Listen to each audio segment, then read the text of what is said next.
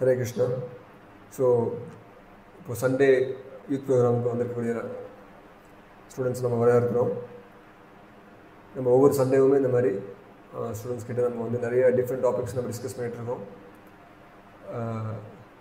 அடிப்படையில் நம்ம வந்து நம்ம யார் அப்படின்ற கேள்விக்கு யாருன்றதை பார்த்தோம். நம்ம உடலில் ஆத்மா அப்படின்ற விஷயத்தை முன்னாடியே பார்த்துட்டோம்.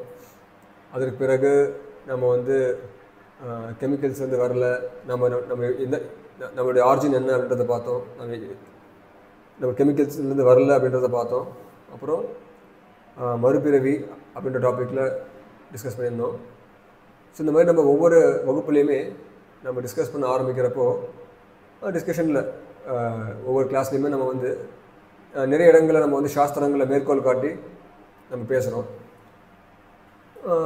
அப்புறமேட்டு நியாய ரீதியாக சில விஷயங்கள் லாஜிக்கலாகவும் நம்ம புரிஞ்சுக்கிறதுக்கு நம்ம நிறைய எக்ஸ்பிளைன் பண்ணுறோம்.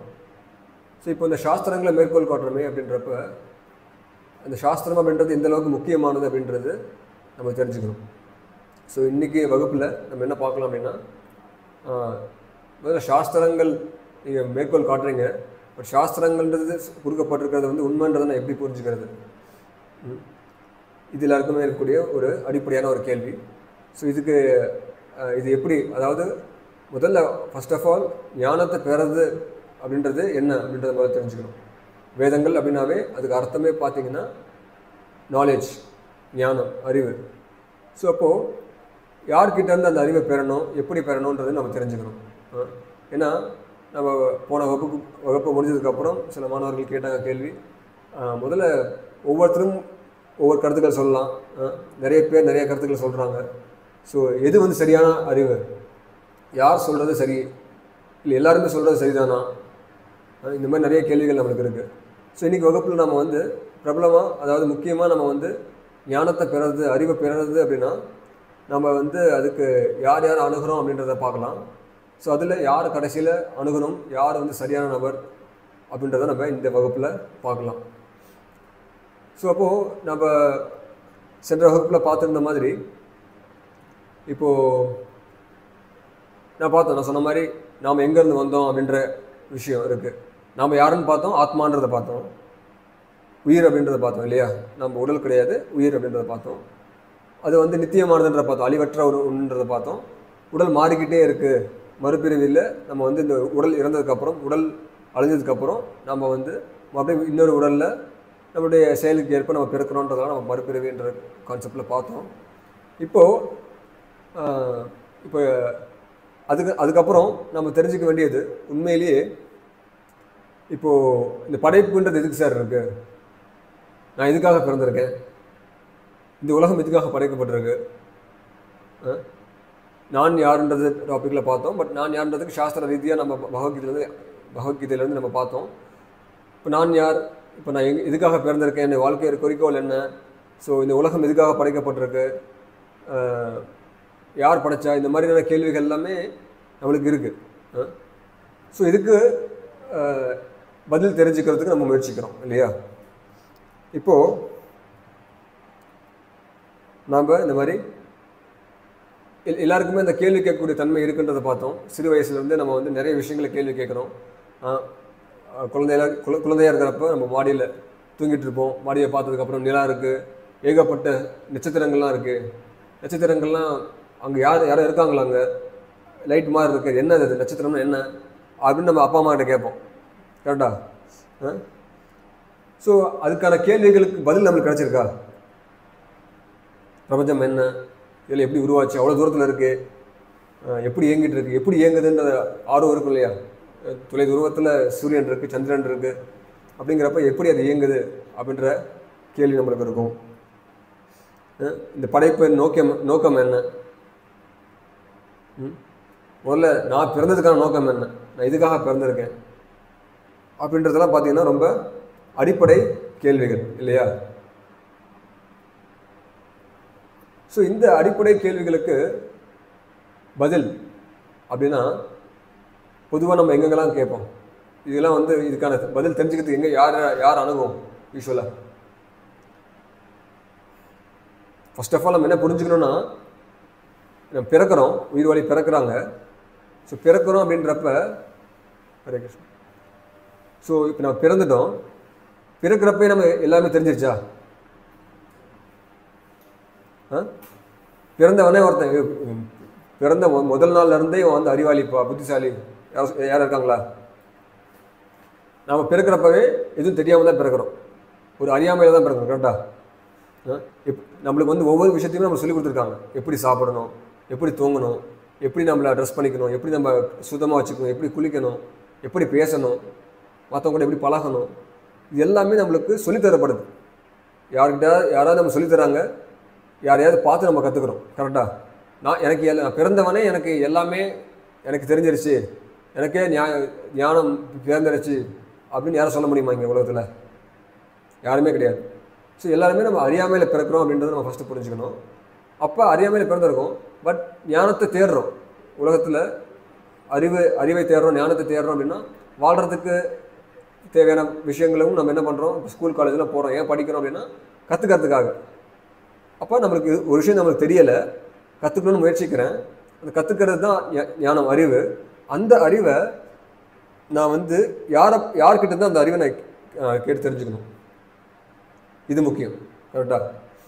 ஏன்னா எல்லாரும் சொல்கிறது நம்ம கேட்டுப்போமா? அப்படியே கண்மூடித்தனமாக நம்ம கேட்டுப்போமா? இப்போது நீங்கள் ஸ்கூலில் படிக்கிறீங்க, 2வது 3வது படிக்கிறீங்கன்னு வைங்களேன், 2nd ஸ்டாண்டர்ட் படிக்கிறீங்க.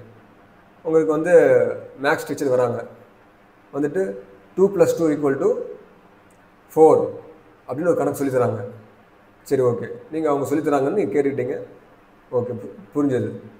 அடுத்து ஒரு சயின்ஸ் டீச்சர் வராங்க வைங்களேன், அறிவியல் டீச்சர் வராங்க. அவங்க சொல்கிறாங்க, அதுலேயுமே வந்து பார்த்திங்கன்னா ஃபிசிக்ஸ் கெமிஸ்ட்ரிலாம் பார்த்திங்கன்னா சில கணக்குகள்லாம் இருக்கும், நம்பர்ஸ்லாம் யூஸ் பண்ணுவாங்க. அவங்க சொல்கிறாங்க 2 2 5 அப்படிங்கிறாங்க. இப்போ எது சரி எது தப்பு?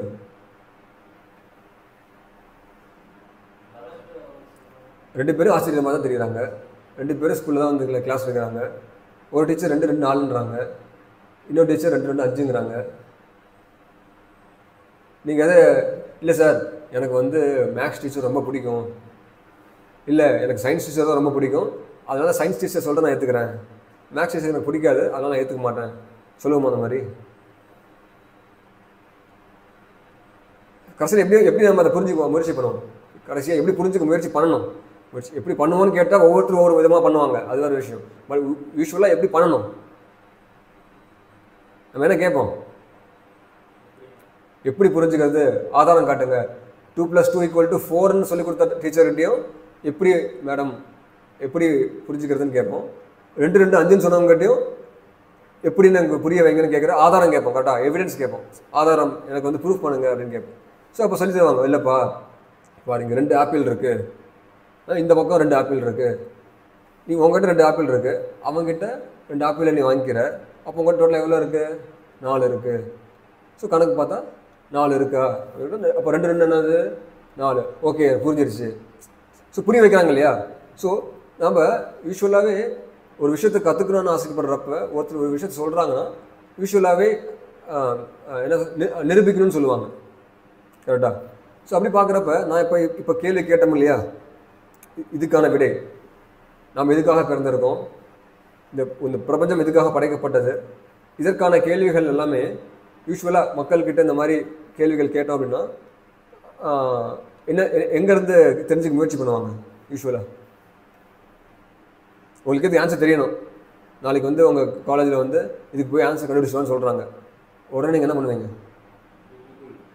கூகுளில் ChatGPT, கூகுள் அதில் போட்டு பார்ப்போம்.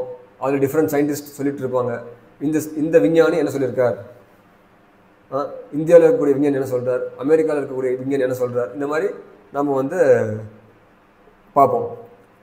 வேறு என்ன வழிமுறை? யூஸ்வல் மக்கள் எங்கே போவாங்க? புக்ஸ் தான். புக்ஸ்னாவே சயின்டிஃபிக் நாலேஜ், சயின்ஸ் கிட்ட போவாங்க. ஸோ பாயிண்ட் என்னன்னா, நாம் தெரிஞ்சுக்கக்கூடிய இந்த மாதிரி கேள்விகளுக்கு மதங்களில் என்ன சொல்லப்பட்டிருக்கு, மதம் சார்ந்த புத்தகங்கள், சாஸ்திரங்களில் அணுகிறது அப்படின்றது ஞானத்தை பெறுறதுக்கான விஷயமா இருக்குது. இன்னொன்று, மக்கள் இப்போ நவீன காலத்தில் சயின்ஸ் அப்படின்றாங்க, விஞ்ஞானத்தை நம்ம தெரிஞ்சுக்கலாம். அதுலேயும் மக்கள் குறிப்பாக நினச்சிக்கிறது என்ன, இந்த மாதிரி 2 கருத்துலேருந்தும் ஞானத்தை பெறலாம். ஆனால் இந்த மதம் சார்ந்த சாஸ்திரங்கள்லேருந்து நாம் தெரிஞ்சுக்கக்கூடிய விஷயங்கள் அப்படின்றது வந்து பார்த்திங்கன்னா அது வந்து ஒரு நம்பிக்கை, ஃபெய்த்து தான். ஆனால் சயின்ஸில் ஒரு விஷயம் சொல்கிறாங்கன்னா அதை ப்ரூஃப் பண்ணுறாங்க. ஸோ அது வந்து நியாயமாக இருக்குது அப்படின்றது தான் மக்கள்கிட்ட இருக்கக்கூடிய ஒரு புரிதல். ஆமாவா இல்லையா? யூஸ்வலாகவே சாஸ்திரத்தை பின்பற்றுறாங்க ஒருத்தர் அப்படின்னா அவங்க வந்து சாஸ்திரத்தை மேலே நம்பிக்கை வச்சுருக்காங்க, நம்பிக்கையின் அடிப்படையில் அவங்க பின்பற்றுறாங்க. ஆனால் விஞ்ஞானம் அப்படின்றது வந்து நிரூபிக்கப்பட்டு ப்ரூஃப் பண்ணப்பட்டிருக்கு. ஸோ அவங்க சொல்கிறது நியாயமாக இருக்குது அப்படின்றது தான் யூஸ்வலாக மக்கள்கிட்ட இருக்கக்கூடிய ஒரு பொதுவான கருத்து. சரிங்களா? ஸோ இப்போ என்னுடைய மீன்ஸ் கேள்வி என்னென்னா, சயின்ஸ் யூஸ்வலாகவே விஞ்ஞானத்தில் மக்கள் என்ன பண்ணுவாங்க அப்படின்னா, ஒரு விஷயத்தை கற்றுக்கணும், தெரிஞ்சுக்கணும், ஞானத்தை வளர்த்துக்கணும் அப்படின்னா மக்கள் என்ன பண்ணுறாங்க? சயின்டிஸ்ட்லாம் இப்போ இந்த மாதிரி ஃபஸ்ட்டு அப்சர்வ் பண்ணுறாங்க, விஷயத்தை பார்க்குறாங்க, அப்சர்வேஷன். நமக்கு கூட ப்ராக்டிகல்ஸ் எல்லாம் பண்ணுவோம், அப்சர்வேஷன் இருக்கும். அப்புறமேட்டு வந்து அதை வந்து எழுதுவோம், தியரி எழுதுவோம், அப்புறம் வந்து அதை லேபில் போய் டெஸ்ட் பண்ணி பார்ப்போம். ஸோ யூஸ்வலாகவே ஒரு சயின்ஸில் வந்து என்ன பண்ணுறாங்க மக்கள்? ஸோ ஃபஸ்ட்டு அப்சர்வ் பண்ணுறாங்க, ஃபஸ்ட்டு உலகத்தை பார்க்குறாங்க, பார்த்துட்டு அடுத்து என்ன பண்ணுறாங்க? ஹைப்போதீசிஸ், அதாவது அதை பற்றி எழுதி தியரியாக எழுதுறாங்க, ஒரு கொள்கையாக எழுதி வைக்கிறாங்க. அடுத்து என்ன பண்ணுறாங்க? அந்த விஷயங்களை பார்த்த விஷயங்களை எழுதி வச்சு தியரியாக எழுதி கொடுத்து அப்புறம் அதை வந்து எக்ஸ்பெரிமெண்ட் பண்ணி பார்க்குறாங்க, சோதிச்சு பார்க்குறாங்க. இதுதானே பண்ணுறாங்க விஞ்ஞானத்தில். இப்போது இந்த கேள்விக்கான பதில் என்ன சொல்கிறாங்க? இந்த பிரபஞ்சங்களில் யார் படைச்சா? இந்த உலகத்தை யார் படைச்சது? சரி, யார் படைச்சதுன்றது இருக்கட்டும். அடுத்து இந்த பிரபஞ்சம் உருவாகிறதுக்கான காரணம் என்ன? இந்த படைப்பிற்கான நோக்கம் என்ன அப்படின்னு கேட்குறாங்க. கேட்டால் விஞ்ஞானத்தில் என்ன பதில் சொல்கிறாங்க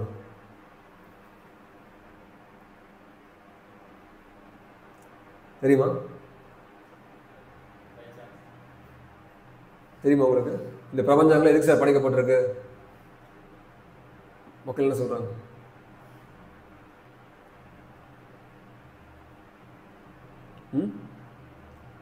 நீ காலேஜில் படிச்சுட்டு இருக்கீங்க, கிரியேஷன் எப்படி சார் ஆச்சு? சரி, முதல்ல எதுக்கு சார் ஆச்சுன்னு கேட்டால் என்ன பதில் சொல்கிறாங்கன்னு கேட்குறேன். தெரியுமா? இதுக்கு ஆக்சுவலாக இந்த பிரபஞ்சம் எப்படி படைக்கப்பட்டது அப்படின்றதுக்கு 2000 தியரிஸ் இருக்கு. இத்தனை புக்ஸ் இருக்கு, இத்தனை பேர் வந்து இத்தனை கருத்துக்களை சொல்றாங்க.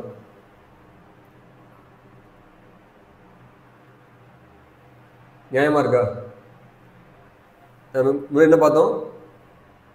ஆக்சுவலாக விஞ்ஞானம் அப்படின்னா அதை ப்ரூஃப் பண்ணுறாங்க, அது வந்து நியாயமானதாக இருக்குது.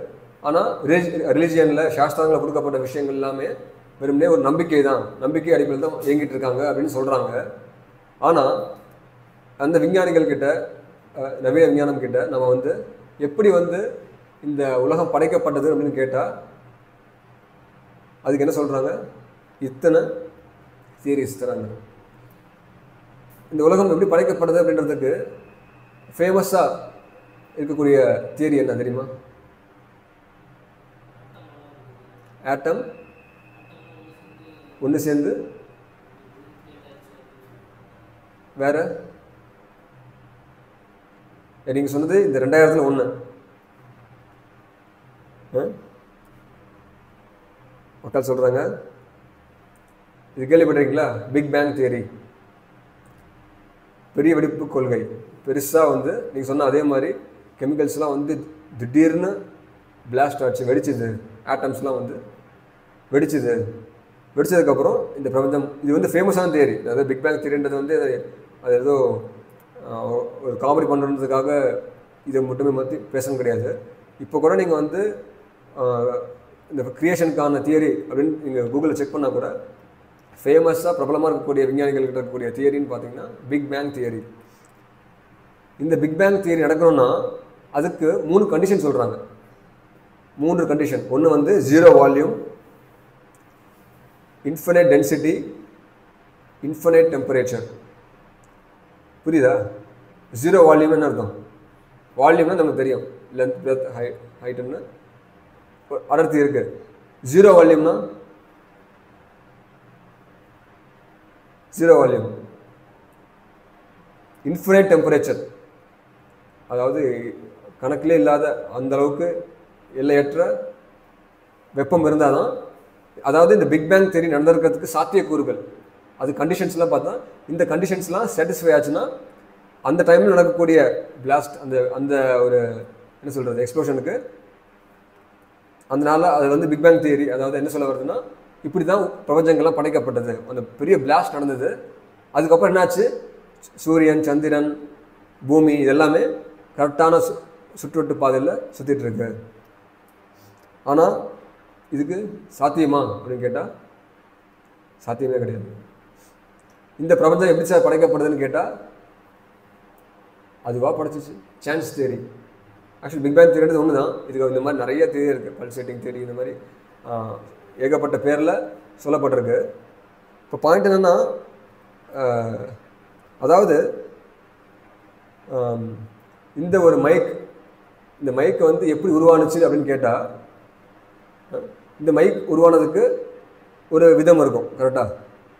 இந்த மைக்கை வந்து இந்த மாதிரி 2000 விதத்தில் உருவாக்கலாம், வெவ்வேறு ப்ரொபோர்ஷன்ஸில், இல்லை வெவ்வேறு என்ன சொல்கிறது ஸ்டெப்ஸ் வந்து ஃபஸ்ட் ஸ்டெப்பை இது பண்ணாமல் மாற்றி பண்ணுறது, இந்த மாதிரி நிறைய வகைகளில் ஒரு மைக்கை 2000 விதமாகவும் மைக்கை வந்து உருவாக்கலாம். ஆனால் குறிப்பாக இப்போ நான் பேசிகிட்டு இருக்க இந்த மைக்கை உருவாக்குறதுக்கு ஒரு வழிமுறை தான் பின்பற்றி வந்திருப்பாங்க. இப்போ பிரபஞ்சம் எப்படி சார் உருவாக்கப்படுதுன்னு கேட்டால் அதுக்கு 2000 தியரிஸை சொன்னால் நியாயமாக இருக்கா? இந்த 2000மே ப்ரூஃப் பண்ண தியரின்னு சொல்கிறாங்க. இப்படி தான் நடந்துச்சுன்றாங்க. ஏற்றுக்க முடியுதா? ஏற்றுக்க முடியல. அதே மாதிரி இப்போ இந்த பிரபஞ்சம் எப்படி படைக்கப்படுதுன்னு கேட்டால் எந்த காரணமும் கிடையாது சார், அதுவாக கிரியேட் ஆச்சு, அதுவும் சாத்தியம் கிடையாது. ஸோ ஐசக் நியூட்டன், பிரபுபாதர் வந்து அடிக்கடி சொல்லக்கூடிய முக்கியமான ஒரு ஸ்டோரி என்னென்னா, இப்போ ஐசக் நியூட்டன் வந்து என்ன பண்ணுறார், ஒரு சோலார் சிஸ்டம் மாடல் இருக்குல்ல, அதை வந்து இந்த மாதிரி வீட்டில் வச்சுருக்கார். வீட்டிலே லேபும் இருக்குது, அவங்க வச்சுருக்கார். ஸோ இப்போது இவருடைய ஃப்ரெண்டு பார்த்தீங்க அப்படின்னா ஒரு ஏத்திஸ்ட். இந்த பிரபஞ்சம் யாரும் படைக்கலாம் கிடையாது, கடவுளாம் கிடையாது, யாரும் படைக்கலாம் கிடையாது, அந்த சான்ஸ் தியரி ஃபாலோ பண்ணுறாரு. ஸோ இப்போ இந்த சயின்டிஸ்ட் கிட்ட இந்த ஐசக் நியூட்டன் இருக்கார், அவருடைய ஃப்ரெண்டு ஒரு ஏத்திஸ்டிக் நாத்திக நண்பன்.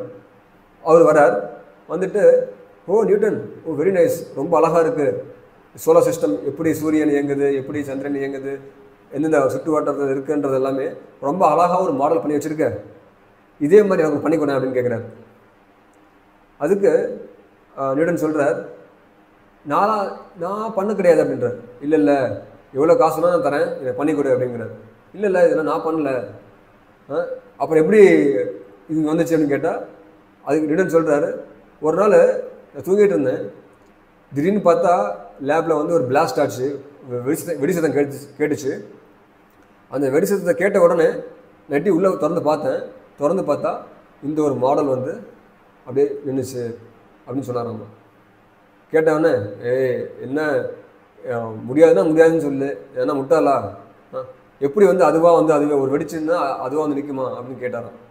ஸோ அதுக்கு தான் சொல்கிறேன், இப்போது ஒரு சோலார் சிஸ்டம் மாடல், சின்ன மாடலே அதுவாக வந்திருக்காது, அதை பண்ணுறதுக்கு ஒரு நபர் இருப்பார் அப்படின்றப்ப இவ்வளோ பெரிய பிரபஞ்சம் இயங்கிட்டு இருக்கு, ஆனால் அதை வந்து அதுவாக வந்து நீ சொல்கிறியே, சான்ஸ் தியரின்னு சொல்கிறியே, நியாயமாக இருக்கா அப்படின்னு நியூட்டன் கேட்டாரம்மா. ஸோ பாயிண்ட் என்னென்னா, ஆக்சுவலாக எல்லா விஞ்ஞானிகளுமே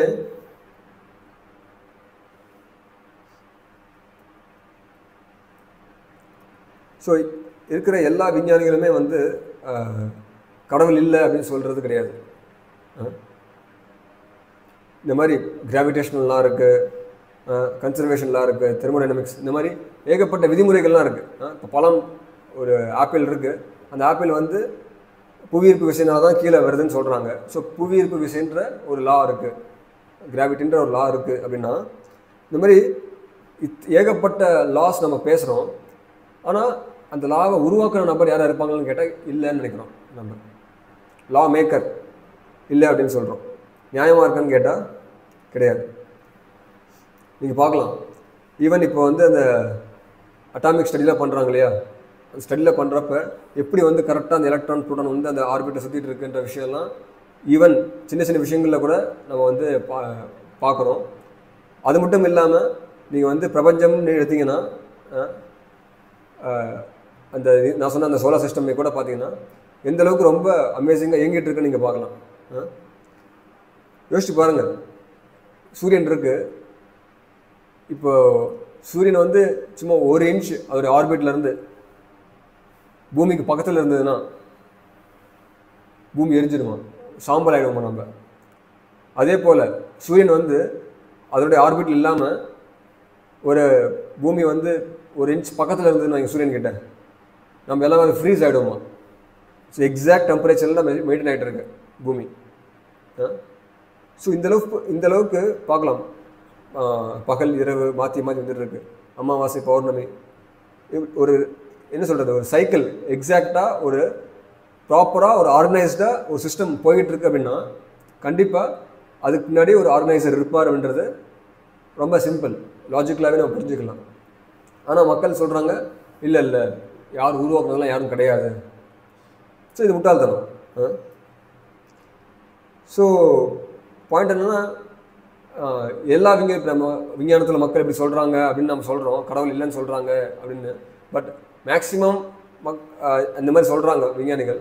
ஆனால் பிரபலமான எத்தனையோ விஞ்ஞானிகள் வந்து கடவுள் இருக்கிறது அப்படின்றத ஏற்றுக்கிறவங்களும் இருக்காங்க. இந்த வெறுமனே இந்த பிரபஞ்சத்தை பார்த்தே வந்து இந்த பிரபஞ்சம் இவ்வளோ அழகாக இயங்கிட்டு இருக்கு அப்படின்னா அதுக்கு காரணம் வந்து அதுக்கு பின்னாடி ஒரு இவர் தான் கடவுள்னு அவங்க சொல்ல கிடையாது. பட் இருந்தாலும் கடவுள்னு ஒருத்தர் இருப்பார், படைத்தவர்னு ஒருத்தர் இருக்கணும். அவர் வந்து நம்மளை விட சக்தி வாய்ந்தவராக இருக்கணும். ஒரு சுப்ரீம் எனர்ஜி ஒன்று இருக்குது அப்படின்றத ஏற்றுக்கிறக்கூடிய நபர்கள் சயின்டிஸ்ட்டுமே உலகத்தில் இருக்க தான் செய்கிறாங்க. ஸோ இப்போது நான் சொன்ன மாதிரி நீங்களே யோசிச்சு பார்க்கலாம், எப்படி ஒரு சின்ன ஒரு ஃபோனாக இருக்கட்டும், இந்த மைக்காக இருக்கட்டும், டிவியாக இருக்கட்டும், எந்த ஒரு விஷயமுமே எந்த ஒரு காரணமுமே இல்லாமல் அது இருக்குமா. இந்த மைக் இருக்குன்னா இதுக்கான பர்பஸ் என்ன, இதை வந்து நான் பேசுகிறத வந்து சப்தமாக கொடுக்கறதுக்காக. இந்த மாதிரி ஒவ்வொரு பொருளுக்குமே ஒரு பர்பஸ் இருக்குது. ஆனால் இவ்வளோ பெரிய பிரபஞ்சத்துக்கு ஏதோ பர்பஸ் இருக்கான்னு கேட்டால் அவங்க கிட்ட பர்பஸ்லாம் இல்லை. எதுவும் இந்த பிரபஞ்சம் எப்படி வந்ததுன்னு கேட்டால் அதுக்கு வந்து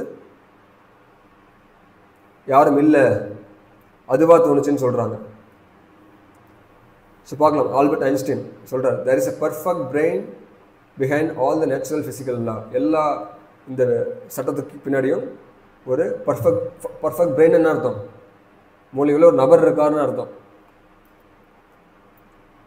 ஸோ அப்போ கடவுள் தான் எல்லாத்தையும் கட்டுப்படுத்துகிறார் அப்படின்றத புரிஞ்சுக்கிறது, கடவுள் இருக்காருன்றதை புரிஞ்சுக்கிறது ரொம்ப ரொம்ப எளிமை. நீங்கள் பார்க்கலாம், படைப்பை பார்த்த உடனே ரொம்ப அழகாக இருக்குது படைப்பு, அற்புதமாக இருக்குதுன்னு நம்ம சொல்கிறோம். இந்த பூவை பார்க்குறோம், ரொம்ப வாசனையாக இருக்குது, நறுமணமாக இருக்குது அப்படின்னு. ஸோ இந்த மாதிரி ரொம்ப இயற்கை வந்து ரொம்ப அற்புதமாக இருக்குது அப்படின்னு சொல்லிட்டு நம்ம இயற்கையை வந்து அப்ரிஷியேட் பண்ணுறோம். ஆனால் இப்போது இந்த பிரபஞ்சம் எப்படி சார் இயங்கிட்டு இருக்கு அப்படின்னு கேட்டால் இப்போது அதுக்கான டிசைன் யாரும் இல்லை. இப்போ இந்த மாதிரி இயற்கையான நீங்கள் விஷயங்களை பார்த்தீங்க, அதே இயற்கையான விஷயங்களை மக்கள் ஓவியமாக வரைகிறாங்களா? இப்போ நீங்கள் கூட கோயிலில் கூட பார்த்தீங்கன்னா வெளியே போனீங்கன்னா தெரியும், நம்ம ஆர்டிஸ்ட் வந்து நிறைய பெயிண்டிங்ஸ் வரைஞ்சிருக்காரு, ரொம்ப அற்புதமாக இருக்குது பார்க்க, நேச்சுரலாக எவ்வளோ ஆர்டிஸ்டிக்காக அந்த பெயிண்ட் பண்ணுறாரு. இதே மாதிரி ஒரு ரோஸ் பூவாக இருக்கலாம், அதே ஒரு ரோஸ் ஃப்ளவரை வந்து அவர் வந்து என்ன பண்ணுறார், டிசைன் வரைஞ்சி வைக்கிறார். இந்த மாதிரி வரைஞ்சி வச்சா நீங்கள் கேட்குறீங்க இல்லையா, யார் சார் இது வரைஞ்சது, ரொம்ப அற்புதமாக இருக்கு கேட்குறோமா, ரொம்ப அழகாக வரைஞ்சிருக்காரு, யார் பண்ணா கேட்குறோமா? ஆனால் நம்ம வந்து உலகத்தில் இந்த இயற்கையை பார்த்து ரசிக்கிறோம், பூக்கள் ரொம்ப நறுமணமாக இருக்குது, மலைகள் இருக்குது, அருவிகளை பார்க்குறோம், ரொம்ப ஆனந்தமாக இருக்குது, ரொம்ப நேச்சுரல் பிளிஸ்ஃபுல்லாக இருக்குது. ஆனால் இந்த அழகை படைத்தவர் வந்து யாரும் கிடையாது, அது யாரும் டிசைன்லாம் பண்ணல அப்படின்னு சொல்கிறோம். ஸோ அதுவும் நியாயமாக கிடையாது. பார்க்கலாம். டெலிகம்யூனிகேஷன் ஐடி கம்பெனி இப்போ பார்த்தீங்கன்னா எத்தனை ஐடி ஃபீல்டில் வந்து மக்கள் ஒர்க் பண்ணிகிட்டு இருக்காங்க. சேட்டலைட் இருக்குது, என்ன பண்ணுறாங்க, எல்லாமே ப்ராப்பராக இயங்கிட்டு இருக்கான்னு சொல்லிட்டு கண்ட்ரோல் ரூமில் உட்காந்து எத்தனையோ பேர் அதாவது மானிட்டர் பண்ணுறாங்க கரெக்டாக. ஸோ அதுக்கு கரெக்டாக எனர்ஜி இருக்கா இல்லையா எல்லாமே பர்ஃபெக்டாக மானிட்டர் பண்ணுறாங்க. இத்தனை விஷயங்கள் பாருங்கள், அது எந்த திசையில் சுற்றிட்டு இருக்கு, எவ்வளோ ஸ்பீடை சுற்றிட்டு இருக்கு, எவ்வளோ வெப்பத்தில் சுற்றிட்டு இருக்கு, எவ்வளோ வெப்பம் அதில் இருக்குது, எந்த அளவுக்கு கதிர்வீச்சுகள் வந்து வெளியே வருது, இந்த மாதிரி எந்த தூரத்தில் இருக்குது, இந்த மாதிரி எத்தனை விஷயங்களை சேட்டலைட் வந்து எந்த பொசிஷனில் இருக்கிறதுன்றதை மானிட்டர் பண்ணுறதுக்கு கண்ட்ரோல் ரூமில் வந்து எத்தனையோ பேர், லட்சக்கணக்கான பேர் வந்து அதை வந்து மானிட்டர் பண்ணிட்டு ஒர்க் பண்ணிகிட்டு இருக்காங்க. சேட்டலைட்டை வந்து பார்த்து ஒர்க் பண்ணிகிட்டு இருக்காங்க. ஆனால் நாம் என்ன சொல்கிறோம், இந்த மாதிரி ஸ்டார்ஸ் இருக்குது, எத்தனையோ பிளானட்ஸ் இருக்குது, மூன் இருக்குது, சன் இருக்குது, இதெல்லாம் வந்து கண்ட்ரோல் பண்ண யாரும் கிடையாது அப்படின்னு சொல்கிறாங்க. அதே போல் நீங்கள் பார்க்கலாம், இந்த இப்போலாம் வந்து இந்த ஏஐ டெக்னாலஜி அட்வான்ஸ் ஆகிட்டு இருக்கு. நமக்கு என்ன தேவையோ ஏஐயில் மூலியமாக நம்ம வந்து விஷயங்கள் உடனே கிடச்சிருது. அப்போ யோசிச்சு பாருங்கள், இந்த அளவுக்கு ஏஐ அட்வான்ஸ் ஆகிருக்குன்னு சொல்லி நம்ம அப்ரிஷியேட் பண்ணுறோம், சயின்டிஸ்ட்டை வந்து அப்ரிஷியேட் பண்ணுறோம். ஆனால் நேச்சுரலாக இருக்கக்கூடிய ஹியூமன் பிரெயினை யார் சார் உருவாக்குனா? சாஸ்திரம் என்ன சொல்லப்பட்டிருக்கு பாருங்கள், the human brain can store more information than all the libraries in the world. உலகத்தில் இருக்கக்கூடிய எல்லா லைப்ரரி இருக்கு இல்லையா, நூலகங்கள், எல்லா நூலகத்தில் இருக்கக்கூடிய புத்தகத்தில் இருக்கக்கூடிய விஷயங்களையுமே மனித மூளையில் ஸ்டோர் பண்ணிக்க முடியும். மீன்ஸ் அந்த அளவுக்கு நமக்கு இருக்க மூளைக்கான கெப்பாசிட்டி இருக்குது. ஸோ இந்த மூளையை படைத்த நபர் யாரும் இல்லை. இது நம்ம முன்னாடியே பார்த்தோம். நாம் எங்கேருந்து வந்தோம், சரி இந்த பிரபஞ்சம் படைக்கப்பட்டதை பற்றி பேசணும். நாம் எங்கேருந்து வந்தோம்னு கேட்டால் நான் சொன்ன மாதிரி கெமிக்கல்ஸ்லேருந்து வந்தோன்ற ஆன்சர் சொல்கிறாங்க. பட் அதுக்கும் அவங்களுக்கு எந்த ஒரு ப்ரூஃபும் பண்ணல. இது வரைக்கும் ஒரு உயிரை கூட அவங்க உருவாக்குனது கிடையாது. ரசாயனங்கள் மூலிமா உருவாக்க முடியும்னு சொல்கிறாங்க. பட் ஆனால் அதை ரசாயனத்தை பயன்படுத்தி உயிரை உருவாக்குனாங்கன்னு கேட்டால் கிடையாது. இப்போ கூட குளோனிங் டெக்னாலஜி இருக்குது சார், டெஸ்ட் டியூப் பேபிலாம் இருக்குது அப்படின்னு சொல்லிட்டு சொல்லலாம், உயிர் உருவாக்குறாங்க சயின்டிஸ்ட்னு சொல்லலாம். பட் ஆனால் நல்லா யோசிச்சு பாருங்கள், அவங்க என்ன பண்ணுறாங்க, உயிருள்ள ஒரு ஆண், உயிருள்ள ஒரு பெண்ணும் அவங்க உடம்புல இருந்து திசுக்கள் எடுத்து அதை வந்து மேனிப்புலேட் பண்ணி உயிர் கொண்டு வராங்க. நீ ஒரு இறந்து போன உடம்புலேருந்து கொண்டு வாவேன், அதுலேருந்து ஒரு திசுக்கள் எடுத்து நீ வந்து உயிரை கொண்டு வாவேன். ஸோ உயிர்லேருந்து தான் உயிர் வருது, கெமிக்கல்ஸ்லேருந்து உயிர் வர கிடையாது. இதை நம்ம புரிஞ்சுக்கணும்.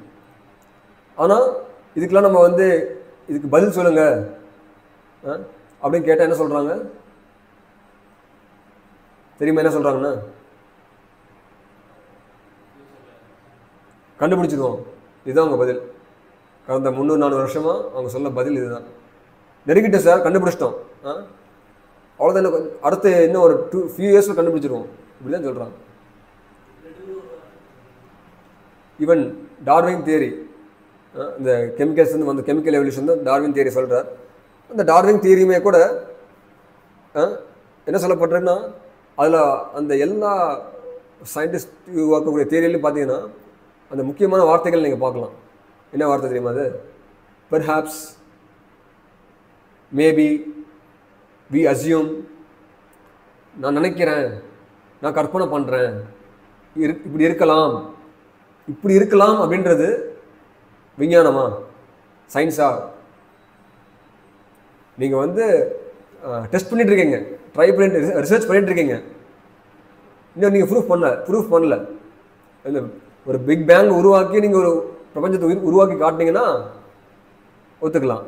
இல்லை ஒரு சின்ன ஒரு கொசுவையாவது உருவாக்க முடியுமா அப்படின்னு கேட்டால், ஒரு உயிர் உருவாக்கினா நீங்கள் வந்து லைஃப் கெமிக்கல்ஸ்லேருந்து வந்துச்சுன்னு ஒத்துக்கலாம். ஆனால் இது வரைக்கும் எதுவுமே ப்ரூஃப் பண்ணப்படல. பட் ஆனால் நாம் என்ன ஸ்கூல் காலேஜில் அதுதான் படிச்சுட்ருக்கோம். நம்ம சயின்ஸில் படிச்சிருப்போம், ஆட்டம்ஸ் வந்து பார்த்திங்கன்னா ஆட்டம்ஸுடைய ஷேப் அண்ட் சைஸ் வந்து இதுதான் அப்படின்னு சொல்லிட்டு 1800 ஒரு சயின்டிஸ்ட் இப்படி சொன்னார். அதுக்கப்புறம் 850 இன்னொரு சயின்டிஸ்ட் வந்தார், அது தப்பு இல்லை, இதுதான் சரின்னு சொன்னார். அப்புறம் 1900 இன்னொரு சயின்டிஸ்ட் வர 50 வருஷம் கழிச்சு அவர் இன்னும் கண்டுபிடிச்சிருக்கார். அப்புறம் 2000 இப்படி சொல்கிறாங்க. இந்த மாதிரி ஒவ்வொரு சயின்டிஸ்ட்டுமே வந்து இதுதான் சரின்னு சொல்கிறாங்க, அடுத்த சயின்டிஸ்ட் வந்து தப்புன்னு சொல்லிட்டு அவங்களுடைய கூட்டம் சரின்னு சொல்கிறாங்க. மாறிக்கிட்டே இருக்குது. ஆனால் உண்மையான ஞானம் அறிவு அப்படின்னா மாறக்கூடாது. ஸோ இந்த மாதிரி மக்கள்கிட்ட நம்ம கேட்டால் ப்ரோபாதர் ரொம்ப அழகாக உதாரணம் கொடுப்பார். இந்த ஃப்யூச்சர் கண்டுபிடிச்சிடுவோம் சார், நாங்கள் ப்ரூஃப் பண்ணி காட்டிடுவோம் அப்படின்னு அவங்க தரது வந்து எப்படி இருக்குன்னா போஸ்ட் டேட்டட் செக் மாதிரி. பார்த்து தெரியுது உங்களுக்கு என்ன டேட் போட்டிருக்காங்க? நான் உங்களுக்கு கடை வாங்கியிருக்கேன் 100 days. நல்லா பாருங்கள், 3008. சரி, எனக்கு வந்து நீங்கள் காசு தரணும்னு ஆசைப்படுறீங்க, அட்லீஸ்ட் 1 வருஷம் கழித்து தாண்டி போட்டு கொடுங்க, 2 வருஷம் கழித்து போட்டு கொடுங்க. 3008ன்னா அது பார்க்க நானும் இருக்க மாட்டேன், நீங்களும் இருக்க மாட்டீங்க அதை வாங்கிறதுக்கு. ஸோ பாயிண்ட் என்னன்னா, சயின்டிஸ்ட் சொல்லக்கூடிய இந்த விஷயம் இருக்கு இல்லையா, நாங்கள் வந்து உயிரை உருவாக்கிடுவோம், இந்த பிரபஞ்சத்தை படைச்சதுக்கான காரணத்தை நாங்கள் கண்டுபிடிச்சிடுவோம் அப்படின்னு சொல்கிறது எல்லாமே, அந்த ஃபியூச்சர்னு சொல்கிறது எல்லாமே இப்படி தான் இருந்துகிட்டு இருக்கு. அவங்க வந்து நூற்றுக்கணக்கான வருஷமாக சொல்லிட்டு தான் இருக்காங்க, இது வரைக்கும் கண்டுபிடிக்க முடியல.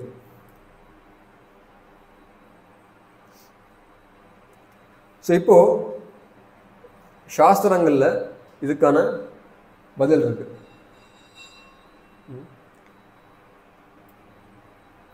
ஸோ சாஸ்திரங்களில் வந்து இப்போ நம்ம ஒரு விஷயத்தை நிரூபிக்கணும் அப்படின்னா அதுக்கு 3 விதமான வழிமுறைகள் இருக்குது. ஒன்று வந்து சென்ஸ் பர்செப்ஷன், செகண்ட் வந்து லாஜிக், அடுத்து வந்து ஹியரிங் ஃப்ரம் அத்தாரிட்டி. 3 விஷயங்கள் இருக்குது, 3 பிரமாணங்கள். ஆதாரம்னு சொல்கிறோம் இல்லையா, எப்படி நான் நம்புறதுக்கான ஆதாரம் இந்த 3 வகைகளில் நம்ம ஆதாரத்தை பெறலாம். எப்படி ஃபஸ்ட்டு சென்ஸ் பர்செப்ஷன், அடுத்து லாஜிக், அப்புறம் hearing from authority. Sense perception அப்படின்னா அதாவது நம்மளுடைய புலன்கள் மூலியமா விஷயங்களை தெரிஞ்சுக்கிறது, பிரத்யக்ஷ பிரமாணம்னு சொல்லுவாங்க.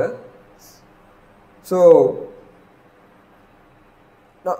பட் ஆனால் இது ஒரு பிரச்சனை இருக்குது, நம்ம எல்லா விஷயங்களையுமே பார்க்கறது மூலியமாக தெரிஞ்சுக்க முடியுமா அப்படின்னு கேட்டால் முடியாது. சூரியன் இருக்கு, சூரியன் டெய்லியுமே நீங்கள் சூரியனை பார்க்குறீங்க, இங்கேருந்து பார்த்தா உங்களுக்கு சூரியன் எப்படி தெரியுது?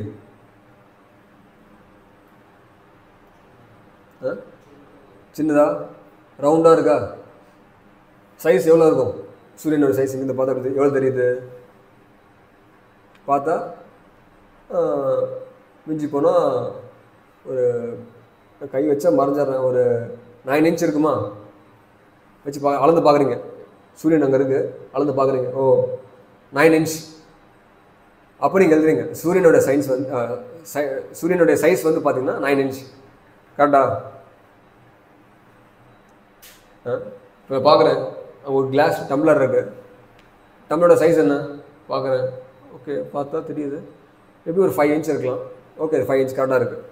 இப்போ இதே மாதிரி பார்க்கறது மூலிமா கற்றுப்பேன்னு நினச்சிங்கன்னா சூரியனோட சைஸ் என்னன்னு கேட்டால் இப்போ அதே வெறும் பார்வையில் இருக்கிறத மட்டுமே வச்சு சொல்ல முடியுமானா முடியாது. அதில் எவ்வளோ ஹீட் வருது வெறும் பார்க்கறது மூலிமா கண்டுபிடிக்க முடியாது. ஸோ பாயிண்ட் என்னென்னா, நம்மளுடைய சென்சஸ் எல்லாமே இம்பர்ஃபெக்டாக இருக்குது. அதாவது நம்மளுடைய சென்சஸ்னால் புரியுது இல்லையா, கண் காது மூக்கு இந்த விஷயங்களை வச்சு நம்ம வந்து கண்ணால் பார்த்து சில தெரிஞ்சுக்கிறோம், காதால் கேட்டு தெரிஞ்சுக்கிறோம், மூக்கால் நுகர்ந்து தெரிஞ்சுக்கிறோம் விஷயங்களை, சாப்பிட்றது மூலிமா ஓ இது வந்து காரமாக இருக்குது, இது புளிப்பாக இருக்குன்றத டேஸ்ட் வச்சு நீங்கள் பார்க்க தேவையில்லை, கண்ணை முடிக்கிறீங்க, உங்களுக்கு வந்து ஒரு இனிப்பான பதார்த்தம் கொடுத்தா ஓ இது வந்து ஒரு ரசகுல்லா தான், இது வந்து ஒரு குலாப் ஜாமுன் தான் சொல்லிட்டு சாப்பிட்டோன்னா அந்த டேஸ்ட்டை வச்சு நீங்கள் இதுதான் சொல்ல முடியும் உங்களால். அந்த மாதிரி நம்ம வந்து ஞானத்தை பெறுறதுக்கு நம்ம புலன்களை பயன்படுத்துகிறோம். ஆனால் பிரச்சனை என்னென்னா, இந்த புலன்களை பயன்படுத்தி இந்த உலகத்தில் இருக்கக்கூடிய விஷயங்களையே முழுமையாக நம்மளால் கற்றுக்க முடியாது. அப்படிங்கிறப்ப கடவுளை பற்றி சொல்கிறது என்ன இருக்குது? ஸோ ஒவ்வொரு மனிதர்கள்கிட்டையும் இருக்கக்கூடிய முக்கியமான 4 குறைபாடுகள் அப்படின்றது இருக்குது.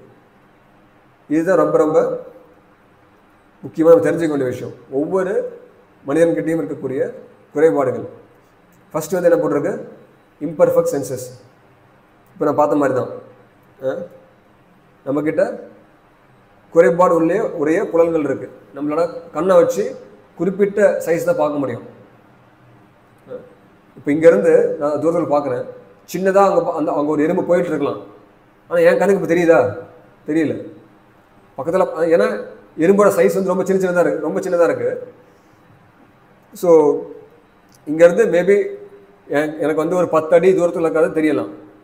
ஆனால் இங்கேருந்து ஒரு 50 அடி தூரத்தில் சின்னதாக எறும்பு போயிட்டுருக்குன்னா அங்கே எறும்பு போகுதுன்னு சொல்லிட்டு என்னால் சொல்ல முடியுமா? இப்போ என்னால் பார்த்த உடனே அங்கே எறும்பு இருக்குன்னு தெரியாதனால அங்கே எறும்பு இல்லைன்னு ஆகிடுமா? இல்லைன்னு ஆகாது. ஸோ என்ன பாயிண்ட் என்னென்னா, நம்மளுடைய புலன்கள் வந்து குறைபாடு உடையது. அது வந்து பர்ஃபெக்ட் கிடையாது. சம் ரெஸ்ட்ரிக்ஷன்ஸ் இருக்குது, கண்டிஷன்ஸ் இருக்குது. அதே மாதிரி தான் நம்ம காதை பயன்படுத்தி குறிப்பிட்ட விஷயங்கள் தான் கேட்க முடியும். இப்போ ஆரத்தி போயிட்டுருக்கு, பாடுறாங்க, என்ன பாடுறாங்கன்னு சொல்ல முடியுமா அப்படின்னு கேட்டால் பக்கத்தில் போனால் தான் தெரியும். ஏன்னா நம்ம தூரமாக ரூமில் உட்காந்துருக்கோம், பாடுற மாதிரி கேட்குது. பட் எக்ஸாக்டாக என்ன பாடுறாங்க, எந்த வரி பாடுறாங்கன்னு கேட்டால் நம்மளுக்கு தெரியல. ஏன்னா நம்ம காதால் குறிப்பிட்ட ஃப்ரீக்வன்சி தான் கேட்க முடியும். இந்த மாதிரி நம்மளோட சென்சஸ் வந்து இம்பர்ஃபெக்டாக இருக்குது. ஸோ இப்போ நம்மளோட சென்சஸ் இம்பர்ஃபெக்டாக இருக்கிறப்ப அப்போ அதன் மூலிமா நான் பெறக்கூடிய ஞானம், நாலேஜுமே அது இம்பர்ஃபெக்டாக இருக்கும். அது வந்து பர்ஃபெக்ட்னு சொல்ல முடியாது. ஸோ இது ஒரு விஷயம். ரெண்டாவது விஷயம், டு பி இல்யூஷன். அதாவது நாம் வந்து மாயைக்கு உட்படுறோம். எது இல்லையோ அதை நம்ம உண்மை நினச்சிக்கிறோம். இப்போலாம் கொஞ்சம் என்ன சொல்கிறது, வெப்பம் அதிகமாக தான் இருக்குது. சூரியன் வந்து சுத்தரிக்குது, கோடை முடிகிற மாதிரி இருக்குது. பட் இருந்தாலுமே வெயில் அதிகமாக இருக்கா? நீங்கள் ஹைவேல கோயிலுக்கு வரதுக்காக நீங்கள் ஹைவேல ட்ராவல் பண்ணிட்டே வரீங்க. அங்கே ட்ராவல் பண்ணுறதுக்கு பார்த்தா ரோட்டில் வந்து பார்த்தா காணல் நெல் பார்த்துருக்கீங்களா? காணல் நெல் இருக்குது, மேரேஜ். ஸோ பார்த்தா தண்ணி இருக்க மாதிரி இருக்கும். ஆனால் பக்கத்தில் போய் பார்த்தா தண்ணி இருக்கா? கிடையாது. ஸோ நம்ம வந்து மாயைக்கு உட்பட்டவங்க. நம்ம மாயைக்கு உட்பட்டு தான் மிஸ்டர் பிரபுபாதா ரொம்ப அழகாக உதாரணம் கொடுப்பார். நம்ம எல்லாருமே மாயைக்கு உட்பட்டவங்க தான். எப்படி புரிஞ்சுக்கலாம்னா, இத்தனை நாளாக பாருங்கள், நான் யாருன்னே தெரியாமல் நான் தான் உடல். இந்த உடலை வந்து திருப்திப்படுத்துறது தான் லைஃபோட கோல் நினச்சி வாழ்ந்துட்டு இருந்திருக்கேன். நான் யாருன்னே தெரியாமல் வாழ்ந்துட்டுருக்கேன். ஸோ இதுதான், எது இல்லையோ, நான் இந்த உடல் கிடையாது, ஆனால் நான் தான் இந்த உடல். இந்த உடலுடைய ஹாப்பினஸ்க்காக நான் என்ன வேணால் பண்ணுவேன், எந்த எக்ஸ்ட்ரீம் வேணால் நான் போவேன் அப்படின்னு நம்ம தயாராக இருக்கும். ஸோ இதுக்கு பேர் தான் மாயை. நாம் வந்து மாயைக்கு உட்பட்டவங்க. மூன்றாவது, டு கமிட் மிஸ்டேக். தவறு அப்படின்றது வந்து ஒரு இயல்பு தான். கரெக்டா? இன்னைக்கு கூட நான் பார்த்தோம், கிளாஸ்க்கு வந்தவொடனே திலகேஸ்வரன் என்ன இப்போ புக் படிச்சியா அப்படின்னு கேட்டேன். புக்கு வாங்கினதே மறந்துட்டேன், புக்கு வாங்கினன்றதே மறந்துட்டேன் அப்படின்னாரு. படிக்க மறந்துட்டேன்றது வேற, வாங்கினதே மறந்துட்டேன் அப்படின்னா யோசிச்சு பாருங்க. மீன்ஸ் பாயிண்ட் என்ன? ஓகே, நான் டெய்லியும் புக்ஸ் படிக்கிறேன், காலேஜில் போகிற படிக்கிறேன், பட்டு மிஸ்டேக் பண்ணுறதுன்றது ஒரு இயல்பு தான். கரெக்டாக? ஸோ டு எரேஸ் ஹியூமன் பாங்க. ஸோ மிகப்பெரிய விஞ்ஞானியாக இருக்கலாம், மிகப்பெரிய நபராக இருக்கலாம், பட் அவங்க வாழ்க்கையில் ஏதாவது சிறிய தவறுகள் அப்படின்றது பண்ணக்கூடியதுன்றது மனித இயல்பு அப்படின்னு சொல்லுவாங்க இல்லையா? ஸோ அதனால் தவறிழைக்கக்கூடிய தன்மை எல்லா மனிதர்களுக்கும் இருக்குது. நாலாவது, சீட்டிங் ப்ரொபன்சிட்டி, ஏமாற்றக்கூடிய தன்மை. என்னோட புலன்கள் லிமிட்டடாக இருக்குது. புலன்களை வச்சு கொஞ்சம் லிமிட்டடான விஷயங்கள் தான் செய்ய முடியுது. ஸோ இம்பர்ஃபெக்ட் சென்சஸ் எனக்கு இருக்குது. நான் மாயைக்கு உட்பட்டிருக்கேன். நான் வந்து தவறு இழுக்கக்கூடிய தன்மை எனக்கு இருக்குது. இதெல்லாம் வச்சுக்கிட்டு நான் என்ன பண்ணுறேன், மற்றவங்களுக்கு நான் சொல்லித் தருவேன், நான் தான் உனக்கு டீச்சர், நான் தான் உன்னுடைய குரு. ஸோ அப்படின்னு சொல்கிறது வந்து அதுக்கு பேர் பிரபுபாதா சொல்லுவார், that is not teaching, it is called cheating அப்படிம்பார். Cheating propensity. எல்லாருக்கிட்டேயுமே ஏமாற்றக்கூடிய தன்மை இருக்குது. ஸோ இந்த 4 விஷயங்களுமே மனிதனுக்கு இருக்கக்கூடிய குறைபாடுகள். ஸோ இந்த குறைபாடுகள் உடைய புலன்கள், குறைபாடுடைய விஷயங்களால் நம்ம வந்து கேதர் பண்ணக்கூடிய நாலேஜ்னு பார்த்தீங்கன்னா அதில் குறைபாடு இருக்கும். நீங்கள் சொல்லலாம், சார் நீங்கள் சொல்கிறீங்க கண்ணால் குறிப்பிட்ட விஷயத்தை பார்க்க முடியாதுன்னு சொல்கிறீங்க. கையில் பாக்டீரியா இருக்குது, கையில் பாக்டீரியா இருக்குது, என் கண்ணால் பார்க்க முடியல. ஆனால் நான் வந்து என்ன பண்ணியிருக்கேன், அதுக்கு தான் மைக்ரோஸ்கோப்னு கண்டுபிடிச்சிருக்கேன். அது கண்டுபிடிச்சிருக்கேன், அது மூலியமாக பார்த்தா எனக்கு வந்து உள்ளே இருக்கிற பாக்டீரியா தெரியும் அப்படின்னு நீங்கள் சொல்லலாம். ஆனால் அந்த குறைபாடுகளே புலங்கள் உங்களுக்கு இருக்குன்னு சொல்கிறீங்க இல்லையா, அப்போ அதை பயன்படுத்தி நீங்கள் ஒரு இன்ஸ்ட்ருமெண்ட் யூஸ் பண்ணியிருக்கீங்களா, அப்போ அதுலேயும் குறைபாடு இருக்க வாய்ப்பு இருக்கு. சொல்கிறது புரியுதா? ஸோ அதனால தான் சொல்கிறேன், நம்ம இம்பர்ஃபெக்ட் சென்சஸ் இந்த மாதிரி மாயக்குட்படுறோம், இந்த மாதிரியான விஷயங்கள் குறைபாடுகள் நம்ம கிட்ட இருக்கிறப்ப, அப்போ நம்ம வந்து குறைபாடு இருக்கக்கூடிய நபர்கிட்ட இருந்து ஞானத்தை பெற போகிறோம் அப்படின்னா அதுலேயும் குறைபாடு இருக்க வாய்ப்பு இருக்குன்றதை நம்ம புரிஞ்சுக்கணும். நம்ம ஆரம்பத்தில் பார்த்தோம் இல்லையா, ஞானத்தை பெறணும் அப்படின்னா யார்கிட்டேருந்து பெறலான்னு கேட்டோம். ஸோ உங்களுக்கு வந்து உண்மையான ஞானம், ஒரு பக்குவமான ஞானம் உங்களுக்கு தேவை, பர்ஃபெக்ட் நாலேஜ் உங்களுக்கு தேவை அப்படின்னா அப்போ இம்பர்ஃபெக்டான நபர்கள்ட்ட இருந்து உங்களுக்கு பர்ஃபெக்டான நாலேஜ் கிடைக்குமா? உங்களுக்கே ஒரு விஷயம் வந்து ஒழுங்காக தெரிஞ்சுக்க முடியாதுங்கிறப்ப உங்ககிட்ட இருந்து நான் எதாவது கற்றுக்க முடியுமா? கற்றுக்க முடியாது. ஸோ இம்பர்ஃபெக்டாக இருக்கக்கூடிய நபர்கள்ட்ட இருந்து நம்ம பர்ஃபெக்டான நாலேஜ் கேதர் பண்ண முடியாதுன்றதை ஃபஸ்ட் நம்ம புரிஞ்சுக்கணும். ஓகேவா? ஸோ அடுத்த சாஸ்திரங்களில் கொடுக்கப்பட்ட அடுத்த பிரமாணம்னு பார்த்தீங்கன்னா லாஜிக். நியாய ரீதியாக பார்த்தீங்கன்னா புரிஞ்சிக்கக்கூடியது. ஸோ இப்போது நம்ம கோயிலில் பார்த்தீங்கன்னா சுற்றி அப்பப்போ வந்து காலை மாலை நேரங்களில் பார்த்தா திடீர்னு பார்த்தீங்கன்னா மயில் இருக்கு இல்லையா, மயில் வந்து கத்தும். ஸோ ஒருத்தர் நம்ம கோவிலில் பிரம்மச்சாரி இருக்கார், அது எப்போ பார்த்தாலும் பார்த்தீங்கன்னா அந்த மிமிக்ரி பண்ணிகிட்டு இருப்பார். திடீர்னு பார்த்தா ஒரு அணில் மாதிரி கத்துறது, குயில் மாதிரி கத்துறது. இன்னொருத்தர் இருக்கார். ஸோ அவர் பார்த்தீங்கன்னா ஒரு ஃபாரின் டிவோட்டி அவர். திடீர்னு பார்த்தா ஒரு நாள் வந்து மயில் மாதிரி கத்துனார். ஓ மயில் வந்துருச்சுப்பா அப்படின்ட்டு ஒருத்தர் கூப்பிட்டு போய் பார்க்கலான்னு போனால் அங்கே அவர் இருக்கார். ஸோ லாஜிக் படி பார்த்தா அந்த மயில் சத்தத்தை கேட்டவொடனே அங்கே மயில் இருக்குன்னு நினச்சி நம்ம போகிறோம், பட் அங்கே மயில் இல்லாமையும் இருக்கலாம். ஸோ அதனால் இந்த லாஜிக்கை பயன்படுத்தி நாம் வந்து ஒரு நாலேஜ் கேதர் பண்ண ட்ரை பண்ணனாலும் அதில் வந்து தவறு இருக்க வாய்ப்பு இருக்குது. ஸோ அப்போ வந்து எப்படி தான் நான் ஞானத்தை பெறுறது, இது வந்து ஞானத்தை பெறுறதுலேயே சிறந்த வழி, பெஸ்ட் மெத்தட் என்ன அப்படின்னு கேட்டால் ஹியரிங் ஃப்ரம் அத்தாரிட்டி. நம்மளுடைய சரியான நபர்கள்கிட்ட, அதாவது சரியான அதிகாரிகள்கிட்ட இருந்து கேட்கறது. இதுதான் வந்து ஞானத்தை பர்ஃபெக்ட் நாலேஜை கேதர் பண்ணுறதுக்கான ஒரு பர்ஃபெக்ட் மெத்தட் அப்படின்னு சொல்லப்பட்டிருக்கு. இது வந்து ரொம்ப பிரபுபாதர் வந்து ரொம்ப எளிமையாக உதாரணம் கொடுப்பார். இப்போ ஒரு குழந்தை இருக்கு, குழந்தை பிறந்த உடனே இப்போ அந்த குழந்தைக்கு வந்து அப்பா யாருன்னு தெரியணும்.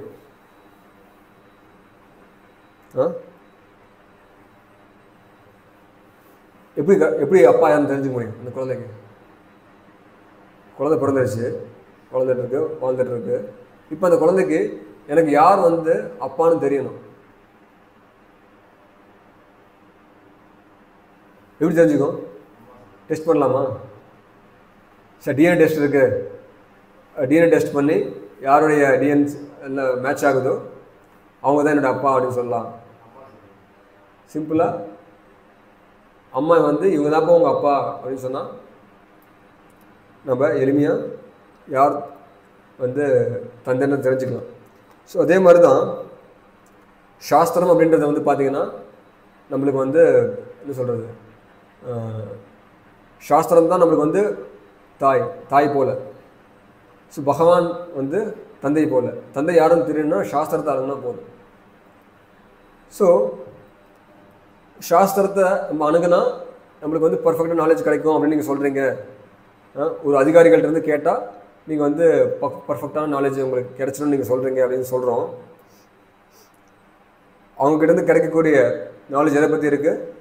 கடவுள்னா யார், நம்ம யார், நான் சொன்ன மாதிரி நம்மளுடைய இருப்புக்கான காரணம் என்ன, ஆத்மானா என்ன, ஜடம்னா என்ன, இந்த விஷயங்கள் எல்லாமே சாஸ்திரங்களில் கொடுக்கப்பட்டிருக்கு.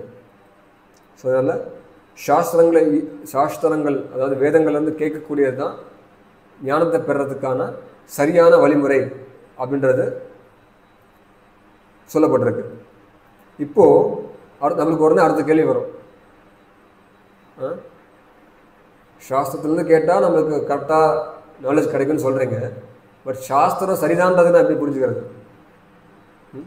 அடுத்த கேள்வி, என்ன சார் வேதங்கள்ன்றீங்க, பட் வேதம் சொல்கிறது சரிதான்றது எப்படி புரிஞ்சுக்கிறது அப்படின்னு கேட்டால், உண்மையிலேயே யூனிவர்சல் நாலேஜ் அப்படின்னா அதுக்கான டெஃபினேஷன் என்ன அப்படின்னு பார்த்தீங்கன்னா இதுதான், அப்ளைஸ் டு எவ்ரி ஒன். சாஸ்திரத்தில் கொடுக்கப்பட்ட ஞானமானது எல்லாருக்கும் பொருந்தும், அட் ஆல் டைம்ஸ், எல்லா நேரங்கள்லையும் அது பொருந்தணும். அந்த ஞானம் வந்து அப்போ தப்பாக இருந்தது இப்போ சரியாயிடுச்சு அப்படி கிடையாது. இன்றைக்கி தப்பாக இருக்குது நாளைக்கு சரியாயிடும் அப்படி கிடையாது. யூனிவர்சல் நாலேஜ் அப்படின்னா, ஞானம் அப்படின்னா அதுக்கான டெஃபினேஷனே பார்த்தீங்கன்னா எல்லாத்துக்கும் அது பொருந்தணும். உங்களுக்கு அது பொருந்தும், சாஸ்திரத்தில் கொடுக்கப்பட்ட ஒரு சென்டென்ஸ் வந்து உங்களுக்கு பொருந்தும், எனக்கு பொருந்தாது. ஒரு ஹிந்துவுக்கு பொருந்தும், ஒரு முஸ்லீமுக்கு பொருந்தாது. ஒரு இந்தியனுக்கு பொருந்தும், அமெரிக்கனுக்கு பொருந்தாது அப்படி கிடையாது. எல்லாருக்கும் பொருந்தணும், எல்லா காலத்துலேயும் பொருந்தணும், எல்லா சர்க்கம்ஸ்டான்சஸ் எல்லா சூழ்நிலைகள்லையும் அது பொருந்தணும். அதே போல் லாஸ்ட்டாக பார்த்தோமே என்ன போட்டிருக்கு, லாஸ்ட் நெவர் சேஞ்சஸ், மாறவே மாறாது. நேற்று ஒன்று சொல்லப்பட்டுச்சு, நீங்கள் மாற்றி சயின்டிஸ்ட் பண்ணுற மாதிரி அதானே பார்த்தோம். நம்ம எப்படி வந்து விஞ்ஞானம் வளர்ச்சி அடையுதுன்னா என்ன அர்த்தம்? தப்பாக இருந்துகிட்டு இருக்கு, இப்போ இம்ப்ரூவ் ஆகிட்டு இருக்கு அப்படின்னா தப்பாக இருந்தாங்கன்னு அர்த்தம். இப்போ இம்ப்ரூவ் ஆகிட்டேன்னு சொல்கிறாங்க, நாளைக்கு இன்னும் இம்ப்ரூவ் ஆகும்னு சொல்கிறாங்க அப்படின்னா நாங்கள் இன்னும் அட்வான்ஸ் ஆகிடும், இன்னும் கண்டுபிடிச்சிருவோம் அப்படின்னா இப்போ சொல்லிட்டு இருக்கிறது தப்புன்னு தெரிஞ்சுக்கணும். ஸோ சாஸ்திரம் வந்து மீன்ஸ் உண்மையான ஞானம், யூனிவர்சல் நாலேஜ் அப்படின்னா அது எப்பயும் மாறாது. நீங்கள் பார்க்கலாம் அன்டிஃபீட்டபிள் வேதிக் ட்ரூத்ஸ். இப்போ கூட ஸ்ரீமத் பாகவதத்தில் இப்போல்லாம் வந்து எம்பியாலஜின்னு படிக்கிறாங்க. கருக்குள்ள இருக்கக்கூடிய குழந்தை வந்து ஃபஸ்ட் மந்த் எப்படி இருக்கும், செகண்ட் மந்த் எப்படி இருக்கும், தேர்ட் மந்த் எப்படி இருக்குன்னு படிக்கிறாங்க. 5000 years பிஃபோரே சாஸ்திரங்களில் ஒரு குழந்தை வயிற்றுக்குள்ளே முதல் மாதம் எந்த உறுப்புகள் உருவாகுது, 2ஆம் மாதம் என்ன ஆகுது, 3ஆம் மாதம் என்ன ஆகுது. நம்ம லாஸ்ட் வீக் ஒரு வீடியோ பார்த்தோம், ஞாபகம் இருக்கா? லாஸ்ட் வீக் நம்ம கிளாஸ் முடிச்சுட்டு போயிட்டு ஒரு வீடியோ பார்த்தோம், எப்படி வந்து கருக்குள்ளே வந்து குழந்தை உருவாகுது, என்ன பார்ட்ஸ் உருவாகுது. ஸோ சாஸ்திரங்களில் 5000 years பிஃபோரே இது கொடுக்கப்பட்டிருக்கு. இப்போயும் அப்படி ஆகிட்டு இருக்கு, கரெக்டாக? அதே மாதிரி பார்க்கலாம், செடிகளுக்கெல்லாம் வந்து உயிர் இல்லைன்னு சொல்கிறாங்கல்ல, அதை வந்து இப்போ ஜெகதீஷ் சந்திர போஸ்ன்னு சொல்கிறவர் வந்து செடி கொடிகளுக்கும் உயிர் இருக்குது, அதுக்கும் உணர்வு இருக்குன்றதை வந்து ப்ரூஃப் பண்ணியிருக்கார். அதே போல் நம்ம வந்து சொல்லுவோம், ஆக்சுவலாக சாஸ்திரம் ரீதியாகவும் சரி, ஈவன் சயின்டிஃபிக்கலாகவுமே கூட பார்த்தீங்கன்னா ஹியூமன் வேஸ்ட் இருக்கு இல்லையா, மலம் இருக்குது, அதை டச் பண்ணால் குளிக்கணும், ஏன்னா அசுத்தம். அதே போல் ஒரு நாய் இருக்குன்னு வைங்களேன், ஒரு டாக் இருக்குது, அது வந்து எங்கேயாச்சும் மலம் கழிக்குது, அதை டச் பண்ணால் உடனே குளிக்கணும். ஏன்? அதில் அசுத்தங்கள் இருக்குது, கிருமிகள் நிறையா இருக்குது, கரெக்டாக? எந்த விலங்கினுடைய, எந்த பிராணியினுடைய எந்த விலங்கினுடைய ஒரு என்ன சொல்கிறது, அதோடைய மலத்தை டச் பண்ணாலும் குளிக்கணும். ஏன் அப்படின்னா அசுத்தமாக இருக்குது, கிருமி இருக்குது, அதால் பாதிக்கப்படுன்றனால குளிக்கணும்னு சாஸ்திரங்களில் சொல்லப்பட்டிருக்கு. ஆனால் அதே சாஸ்திரத்தில் என்ன சொல்லப்பட்டிருக்கு? பசுஞ்சாணம், மாட்டினுடைய சாணம், அதனுடைய கோமயம், கவோட யூரின், அது வந்து பியூர். அதை வந்து கோயில்களில் பயன்படுத்துகிறாங்க, சமையல் அறையில் பயன்படுத்துகிறாங்க, சாஸ்திரங்கள் கொடுக்கப்பட்டது தான். ஆனால் ஏன் நம்ம சாஸ்திரங்களை வந்து கண்மூடித்தனமாக அவங்க ஃபாலோ பண்ணாங்கன்னு நீங்கள் சொல்லலாம். ஆனால் சாஸ்திரத்தில் கொடுத்ததில் ஃபாலோ பண்ணனால அவங்க வந்து எதையாச்சும் லூஸ் பண்ணாங்களா, இழந்தாங்களா? யோசிச்சு பாருங்கள். இப்போ தான் வந்து 1940 அந்த பசுஞ்சாணி கவ் யூரினில் வந்து ஆன்டிசெப்டிக் ப்ராப்பர்ட்டிஸ் இருக்குது, அந்த குணங்கள்லாம் அதுக்கு இருக்குதுன்னு சொல்லிட்டு கண்டுபிடிச்சிருக்காங்க. பாயிண்ட் என்னென்னா, சாஸ்திரங்களில் கொடுக்கப்பட்ட ஒவ்வொரு விஷயங்களுமே கரெக்டு தான். அதை நீங்கள் ரிசர்ச் பண்ணி கண்டுபிடின்னு நினச்சிங்கன்னா உங்களுக்கு அது ரிசல்ட் கிடைக்கும். கண்டுபிடிக்கலாம். ஆனால் அதுக்காக நம்ம பண்ணக்கூடிய டைம், எனர்ஜி, எஃபோர்ட் எல்லாமே அது ரிசர்ச்லேயே வேஸ்ட் ஆகிடக்கூடாது. ஸோ பாயிண்ட் என்னென்னா, சாஸ்திரங்களை கொடுக்குறது வந்து வெறுமனே ஒரு நம்பிக்கை அடிப்படையில் தான் இருக்குது அப்படின்னு கிடையாது. இது வந்து ரொம்ப விஞ்ஞானபூர்வமாக இருக்குது அப்படின்றத நம்ம தெரிஞ்சுக்கணும். அதே மாதிரி நீங்கள் பார்க்கலாம், இப்போ இருக்கிற நவீன மக்கள் வந்து எத்தனை பேர் வந்து இப்போ யோகா கிளாஸஸ் போகிறாங்க, வாஸ்து சாஸ்திரம் இருக்குது, ஆஸ்ட்ராலஜி எத்தனை பேர் ஜாதகம் பார்க்குறாங்க, ஸோ தியானம் பண்ணுறாங்க, ஸ்ட்ரெஸ் குறையணும் தியானம் பண்ணுறாங்க. இந்த மாதிரி சாஸ்திரங்கள் கொடுக்கப்பட்ட வழிமுறைக்கு பின்னாடியே மக்கள் திரும்பிட்டு இருக்காங்க. ஆயுர்வேதம் இருக்குது, தனுர்வேதம் இருக்குது. எப்படி போர்க்கலைகள்லாம் இப்போ நான் நினச்சிட்டு இருக்கோம் மிசைல் டெக்னாலஜிலாம் இருக்குன்னு. பட் அந்த காலத்திலே பிரம்மாஸ்திரம் வந்திருக்கு.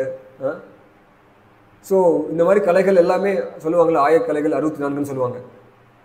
ஸோ மெனி ஆர்ட்ஸ் இருக்குது, இல்லாமல் கிடையாது. யோசிச்சு பாருங்கள், நம்ம இப்போ கருங்கல்ல கோயில் கட்டிகிட்டு இருக்கோம். இந்த ஒரு கோயில் கட்டுறதுக்கு ஏகப்பட்ட எக்யூப்மெண்ட்ஸ் யூஸ் பண்ணுறோம், கிரேன்ஸ் யூஸ் பண்ணுறோம். பட் யோசிச்சு பண்ண தௌசண்ட்ஸ் ஆஃப் இயர்ஸ் அதுக்கு முன்னாடி வாழ்ந்த மக்கள் அவங்க எதுவும் யூஸ் பண்ணலையே என்ன? அவங்க என்ன யூஸ் பண்ணாங்க? அவங்களுக்கு ஞானம் இல்லை, நம்பிக்கையில் தான் வாழ்ந்தாங்க, அவங்களுக்கு விஞ்ஞானம்லாம் தெரியாதுன்னா எப்படி வந்து தஞ்சாவூரில் அவ்வளோ பெரிய கோயில் 1000 வருஷத்துக்கு கட்ட முடியும்? ஸ்ரீரங்கத்தில் கோயில், தமிழ்நாடு ஃபுல்லாக இந்தியா முழுக்க எத்தனை கோயில்கள் இருக்குது, எத்தனை ராஜாக்கள் கட்டிருக்காங்க. இப்போ நம்ம கட்டுற பில்டிங் வந்து 100 வருஷத்துக்கு மேலே இருக்க மாட்டேங்குது, 100 வருஷம். பட்டு எந்த அளவுக்கு புத்தி செலுத்தினமோ அவ்வளோ பெரிய கோட்டை கட்டியிருக்காங்க பாருங்கள், கல்லுலேயே. அவ்வளோ பெரிய ஹைட்டு தூக்கி வைக்கணும்னா எந்த கிராண்ட் ஃபெசிலிட்டி அப்போ இருந்தது 1000 years பேக்? அப்போ அவங்ககிட்ட விஞ்ஞானம் இல்லையா? கிடையாது, விஞ்ஞானம் இருந்தது அவங்ககிட்ட. நம்மளுக்கு அந்த விஞ்ஞானம் தெரியல. சாஸ்திரத்தை எப்படி அணுகணும், யார்கிட்ட இருந்து கேட்கணும், எப்படி படிக்கணும், எப்படி அப்ளை பண்ணணும், அந்த நாலேஜ் நம்மளுக்கு தெரியல. நம்மளுக்கு தெரியாதனால நம்ம நினச்சிட்டு இருக்கோம் ஆங்கிலேயர்கள் தான் நம்ம நாட்டுக்கு வந்து இந்தியாவில் இருந்தவங்கலாம் வந்து அறிவு குறைவாக இருந்தாங்க, நாங்கள் தான் போயிட்டு அறிவு விஞ்ஞானத்தை கொடுத்தோம், நாங்கள் தான் வந்து நாட்டை வந்து வளர்ச்சிக்கு கொண்டு போகிறோம், அவங்களோட விஞ்ஞான வளர்ச்சிக்கு நாங்கள் உறுதுணையாக இருக்கோம்னு சொல்கிறாங்க. பட் உண்மை அது கிடையாது. நம்முடைய முன்னோர்கள், நம்முடைய அதிகாரிகள், நம்முடைய வேதத்தை பின்பற்றி வாழ்ந்த மக்கள் அவங்க வந்து விஞ்ஞானபூர்வமானவங்க. இப்போ கூட மெடிசனில் பார்க்கலாம், ஆயுர்வேதம் இருக்குது. எத்தனையோ பேர் பெரிய பெரிய நோய்கள்லாம் வருது அப்படின்னா கடைசியில் எங்கே வராங்க? க்யூர் பண்ண முடியல சார், ஆயுர்வேதிக்கு சிம்பிளாக மெடிசன். டெங்கு ஃபீவர்னு சொல்லிட்டு லேக்ஸ் அண்ட் ருபீஸ் வந்து ஸ்பெண்ட் பண்ணிவிட்டு ஹாஸ்பிட்டலில் இருந்தான். ஜஸ்ட் பப்பாளி இலை சாறு சாப்பிடுப்பா, சிம்பிளாக பிளான்ஸில் அந்த சின்ன சின்ன எளிமையாக வந்து நம்ம டிசீஸை க்ளியர் பண்ணிட்டு இருந்த டெக்னாலஜி இருக்குது. நான் நினச்சிட்டு இருக்கேன் இப்போ தான் வந்து மூட்டு மாற்று அறுவை சிகிச்சை தான் இருந்ததுன்னு சொல்லிட்டு சர்ஜரிலாம். பட் சர்ஜரி அப்பயே இருந்தது. ஆயுர்வேதம் இருக்கட்டும், சிங்கிங், ராகங்கள் இருக்குது, மியூசிக் சொல்லிட்டு எத்தனையோ பேர் இப்போ வந்து பெரிய பெரிய இன்ஸ்ட்ருமெண்ட்ஸ்லாம் யூஸ் பண்ணி மியூசிக்லாம் வரும்னு நினச்சிட்டு இருக்கோம். பட் யோசிச்சு பாருங்கள், சாஸ்திரங்களில் ட்ரெடிஷ்னலாக எத்தனை மியூசிக், எத்தனை ராகங்கள் இருக்குது, எவ்வளோ கேட்குறதுக்கு பீஸ்ஃபுல்லாக இருக்குது, எத்தனை ராகங்கள் இருக்குது, எத்தனை பாடல்கள் இருக்குது. இதுமாதிரி ஒவ்வொரு அந்த 64 ஆர்ட்ஸ்லேயும் 64 கலைகள் சொன்னேன், ஆயக்கலைகள் 64ன்னு எல்லா ஆர்ட்ஸ்லேயுமே ரொம்ப பெஸ்ட்டாக இருந்தாங்க. சாஸ்திரங்களில் சொல்லப்பட்டிருக்கு என்னென்ன ஆர்ட்ஸ் இருக்குது, எப்படி கற்றுக்கணும், எல்லா விஷயங்களும் கொடுக்கப்பட்டிருக்கு. ஸோ பட் நம்மளுக்கு அது உண்மையாக நம்மளுக்கு தெரியலை. அது மட்டும் இல்லாமல்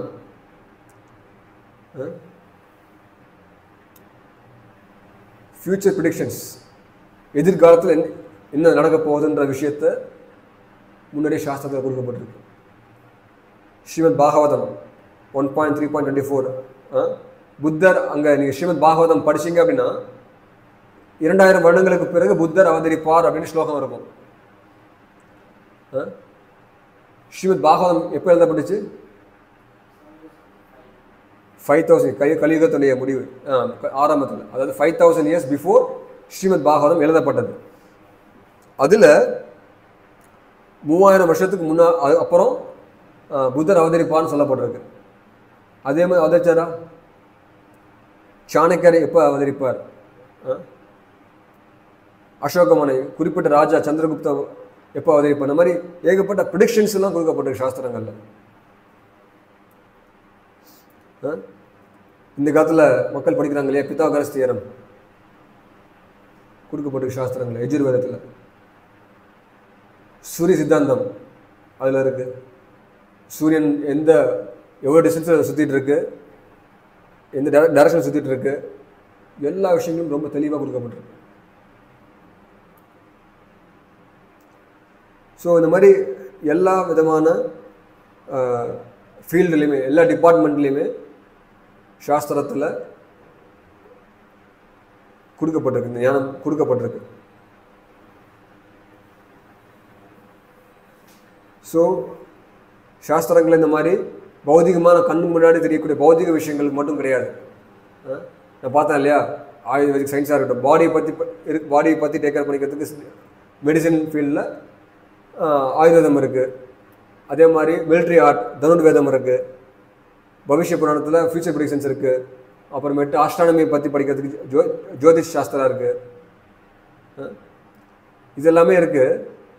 அது மட்டும் இல்லாமல் சூக்ஷ்மமாக சட்டில் மேட்டர், சூக்ஷ்மமான விஷயங்கள், மனசுனா என்ன, புத்தினா என்ன, அகங்காரம், சூக்ஷ்ம சரீரம்னா என்ன,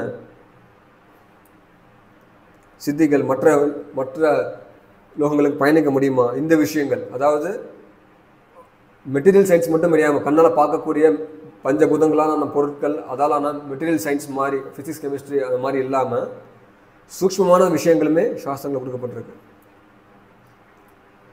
பௌதிக விஷயங்களுக்கு அப்பாற்பட்ட ஆத்மானா என்ன, கர்மானா என்ன, முக்தினா என்ன, இது நம்ம வாழ்கிற உலகம் பௌதிக உலகம், ஆன்மீக உலகம்னா என்ன, கடவுள்னா யார், இந்த விஷயங்கள் எல்லாமே ரொம்ப தெளிவாக சாஸ்திரங்கள் கொடுக்கப்பட்டிருக்கு. இப்போது அதை எப்படி நம்ம புரிஞ்சுக்கலாம் அப்படின்னா, சாஸ்திரத்தில் கொடுக்கப்பட்டிருக்கிற வழிமுறையை நீங்கள் பின்பற்றுறீங்கன்னா உங்களால் அதை புரிஞ்சிக்க முடியும். நான் சொன்னேன் சாஸ்திரங்களில் கொடுக்கப்பட்டிருக்கு, அதுதான் பர்ஃபெக்டான ஒரு நாலேஜ்னு சொன்னேன். அந்த ஞானத்தை எப்படி சார் பெறுறது, எங்கேருந்து அதை போய் தெரிஞ்சுக்கிறது, எப்படி தெரிஞ்சுக்கிறது, அது நம்மளுக்கு தெரியணும். ஸோ அதில் கொடுக்கப்பட்டிருக்கக்கூடிய வழிமுறையை நீங்கள் பின்பற்றுறீங்கன்னா இதை it's a matter of realisation. நீங்கள் உங்களால் நீங்கள் புரிஞ்சிக்க முடியும். யாரோ உங்களுக்கு சொல்லணும்னு கிடையாது. சாஸ்திரம் நீ ஃபாலோ பண்ணுற சரிதான்ப்பா அப்படின்னு சொல்கிறத நீங்கள் அதை பின்பற்றினீங்கன்னா உங்களாலே புரிஞ்சிக்க முடியும் அப்படின்னு சொல்ல வரேன். இப்போ உங்களுக்கு பசிக்குது, சாப்பாடு இருக்குது, நீங்கள் சாப்பிட்றீங்க. சாப்பிட்டதுக்கப்புறம் யாராவது உங்களுக்கு சர்டிஃபிகேட் தரணுமா, உங்களுக்கு உங்களுக்கு பசி போயிடுச்சுன்னு சாப்பிட ஒவ்வொரு வாயாக நீங்கள் சாப்பிட உங்களுக்கே பசி போகிறத நீங்கள் ரியலைஸ் பண்ண முடியும். அதே மாதிரி சாஸ்திரங்களை கொடுக்கப்பட்டிருக்கிற ஒவ்வொரு வழிமுறையும் நீங்கள் பின்பற்ற உங்களுக்கே சாஸ்திரம் எந்த அளவுக்கு தூய்மையானது அப்படின்றத உங்களால் புரிஞ்சிக்க முடியும். எப்படி பர்ஃபெக்டானதுன்றதையும் நீங்கள் புரிஞ்சிக்க முடியும். மோரோவர் எந்த மாதிரியான புரிதல்லாம் உங்களுக்கு வரும் அப்படின்னா, நீங்கள் எப்படி இருப்பீங்க, தன்னை உணர்ந்தவன் அப்படின்னு சொல்லப்பட்டிருக்கு. செல்ஃப் ரியலைசேஷன் சொல்லுவாங்க. தன்னை உணர்ந்தவன் எப்படி இருப்பான் அப்படின்னா, சாஸ்திரம் சொல்லப்பட்டிருக்கு, அவன்கிட்ட இந்த விஷயங்கள் இருக்காதான். காமம், கோபம், பொறாமை, மாயைக்கு வசப்படுறது, பைத்தியக்காரத்தனம், பொறாமை, இந்த விஷயங்கள்லாம் இருக்காது. Lust, anger, greed, envy, illusion and madness, இந்த விஷயங்கள்லேருந்து இது யோசிச்சு பாருங்கள். மெட்டீரியலாக வெளிப்படையாக பார்க்கக்கூடிய விஷயங்கள் இருந்து சூக்ஷ்மமாக இப்போ நீ எந்த என்கிட்ட காமம் அதிகமாக இருக்குது, என்கிட்ட கோபம் அதிகமாக இருக்குது, பேராசை அதிகமாக இருக்குது, நான் எந்த ஃபிசிக்ஸ் லேபில் போனால் நல்லா சரி பண்ணிக்க முடியும், யோசிச்சு பாருங்கள். எந்த ஒரு மாத்திரையை சாப்பிட்டா சரி பண்ண முடியும். மாத்திரை அப்படின்றது ஒரு பௌதிக வஸ்து, மேட்டர். அது சாப்பிட மூலிமா சூக்ஷ்மமான விஷயத்தை அதை அஃபெக்ட் பண்ண முடியுமா? இப்போ சூக்ஷ்மமான விஷயங்கள்லேருந்து நம்ம எப்படி வெளியே வருது, இந்த மாதிரி தீய எண்ணங்கள்லேருந்து எப்படி வெளியே வருது? சாஸ்திரங்களால் முடியும். அதே போல் இதுக்கு என்ன சார் ஆதாரம்னா நீங்கள் பார்க்கலாம். எத்தனையோ கிருஷ்ணர் சொல்கிறார் பகவத்கீதையில், எத்தனையோ பேர் இந்த வழிமுறையை பின்பற்றி லைஃப்பை பர்ஃபெக்ட் ஆக்கியிருக்காங்கன்னு சொல்கிறார். நம்ம நாட்டில் பார்க்கலாம். ராமானுஜாச்சாரியர், மத்வாச்சாரியர், நிம்பார்க்காச்சாரியர், எத்தனையோ சாதுக்கள் இருக்காங்க. ஸோ இவங்ககிட்ட இருக்கக்கூடிய குணங்களை நீங்கள் பார்க்கலாம். புலன்கள் கட்டுப்பாட்டோட வச்சுருக்காங்க. கம்பேஷனலி மக்கள் மீது கருணையோடு இருக்காங்க. யோசிச்சு பாருங்கள். ஈவன் காலையில் உபன்யாசமாக கேட்டோம், பிரபுபாதர் ஒரே ஒருத்தர் 70 வயசில் மக்கள் மேலே கருணை இருக்கிறனால தான் வந்து 70 வயசுக்கு தான் உடலுக்கு அந்தளவுக்கு அசௌகரியங்கள் ஏற்பட்டாலுமே கடல் கடந்து 70 வயசில் அமெரிக்காவுக்கு போயிட்டு பகவத்கீதை பிரச்சாரம் பண்ணுறாரு. கருணை வாய்ந்தவங்க, நம்பிக்கை வாய்ந்தவர்கள். அவங்க வந்து உங்ககிட்ட பிடிக்க சாப்பிடணும்னு அவசியம் கிடையாது. சன்னியாசிஸ் சொல்கிறேன், அவங்களுக்கு வீடே கிடையாது, இது எதிர்பார்க்கறது கிடையாது. தன்னை உணர்ந்தவங்களாக இருக்காங்க, எல்லாத்துக்கும் மேலே பக்தர்களாக இருக்காங்க, விஷ்ணு வழிபடுறாங்க. ஸோ நம்ம இவங்களை பின்பற்ற போகிறோமா? இல்லை இப்போ இருக்கக்கூடிய விஞ்ஞானிகள் நீங்கள் பார்க்கலாம், எத்தனை பேர் வந்து போதை வஸ்துக்கள் அடிமையாகாமல் இருக்காங்க. நீங்கள் பார்க்கலாம். இப்போ நான் வந்து சந்திரனில் இருக்கக்கூடிய விஷயத்தை கண்டுபிடிக்கணும், சூரியனில் இருக்கக்கூடிய விஷயத்தை கண்டுபிடிக்கணும் அப்படின்ட்டு எத்தனையோ பேர் இப்போ ராக்கெட் மிசைல்ஸில் விடுறாங்களா, ராக்கெட் விடுறாங்க, சேட்டலைட் விடுறாங்க, செக் பண்ணுறாங்க, நடுவில் வந்து ஃபெயிலியர் ஆகுது. ஓகேவா? ஸோ அதுக்கான பணம் அவங்களுக்கு எங்கே வருது? எங்கேருந்து அவங்களுக்கு அந்த பணம் தான் கிடைக்குது? அவ்வளோ பெரிய விஷயங்கள், அவ்வளோ ஃபியூவல் தேவை அப்படின்னா அதுக்கான பணம் எங்கேருந்து சார் வருது? மக்கள் டேக்ஸ், மக்களோட வரி பணம். தான் வந்து ஒரு விஷயத்தை கற்றுக்கணுன்றதுக்காக மக்களோட டேக்ஸ் பணம் விரயமாகுது. அது மூலிமா அவங்களுக்கு பக்குவமான நடந்து கொடுக்குறாங்களான்னு பார்த்தா அதுவும் கிடையாது, அது வேறு விஷயம். பட் இருந்தாலும் நீங்கள் பார்க்கலாம், அவங்களும் மாயைக்கு உட்படுறாங்க. ஃபர்ஸ்ட் ஒன் பற்று இல்லாமல் இருக்காங்க. நான் கண்டுபிடிச்சேன், என்னுடைய கண்டுபிடிப்பு, என்னோட இது நான் கண்டுபிடிக்கணும், அந்த ஒரு விஷயத்துக்காக என்ன செய்ய தயாராக இருக்காங்க. ஸோ இப்போது நம்ம கையில் தான் இருக்குது. ஸோ நீ உண்மையான ஞானத்தை பெறுறதுக்கு நாம் வந்து யார் அணுகணுன்றது ஸோ இப்போது நம்ம கையில் தான் இருக்குது. யாரை பின்பற்ற போகிறோம்? ஸோ இப்போ யாரை பின்பற்றுறதுன்னு வரப்போ இப்போ சாஸ்திரங்கள் கொடுக்கப்பட்டிருக்கு. அப்போ அவர் சொல்கிறத மட்டும் எப்படி சரின்னு நான் ஏற்றுக்கிறது, அப்புறம் அவர்கிட்ட எப்படி அந்த விஷயங்களை கற்றுக்கிறது, அதுக்கான வழிமுறை என்ன அப்படின்றதெல்லாம் வரக்கூடிய வகுப்புகளில் பார்க்கலாம். அட்லீஸ்ட் நம்ம இப்போதைக்கு இன்றைய வகுப்பில் பக்குவமான ஞானம், பர்ஃபெக்ட் நாலேஜை வந்து எங்கேருந்து பெறுறது, இப்போ நம்ம என்ன பண்ணிகிட்டு இருக்கோம் யூஸ்வலாக ஞானத்தை பெறுறதுக்கு, அதில் என்ன பிரச்சனைகள் இருக்குது, சாஸ்திரங்கள்லேருந்து வரக்கூடிய விஷயம் எந்தளவுக்கு பக்குவமானதாக இருக்குது அப்படின்றத பார்த்தோம். ஸோ வரக்கூடிய வகுப்பில் எப்படி அதை ஞானத்தை பெறுறது, அதுக்கான வழிமுறை என்னன்றது வரக்கூடிய வகுப்புகளில் பார்க்கலாம். ஸோ இன்றைக்கி ஏதாச்சும் இன்றைக்கி பேசின விஷயங்கள்ல வந்து உங்களுக்கு சந்தேகங்கள் இருந்தால் நீங்கள் கேட்கலாம். டவுட்ஸ் எதாவது இருக்கா?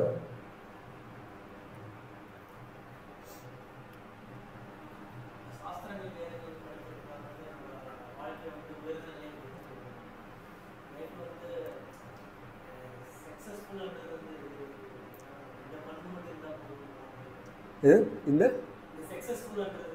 சக்ஸஸ்ஃபுல்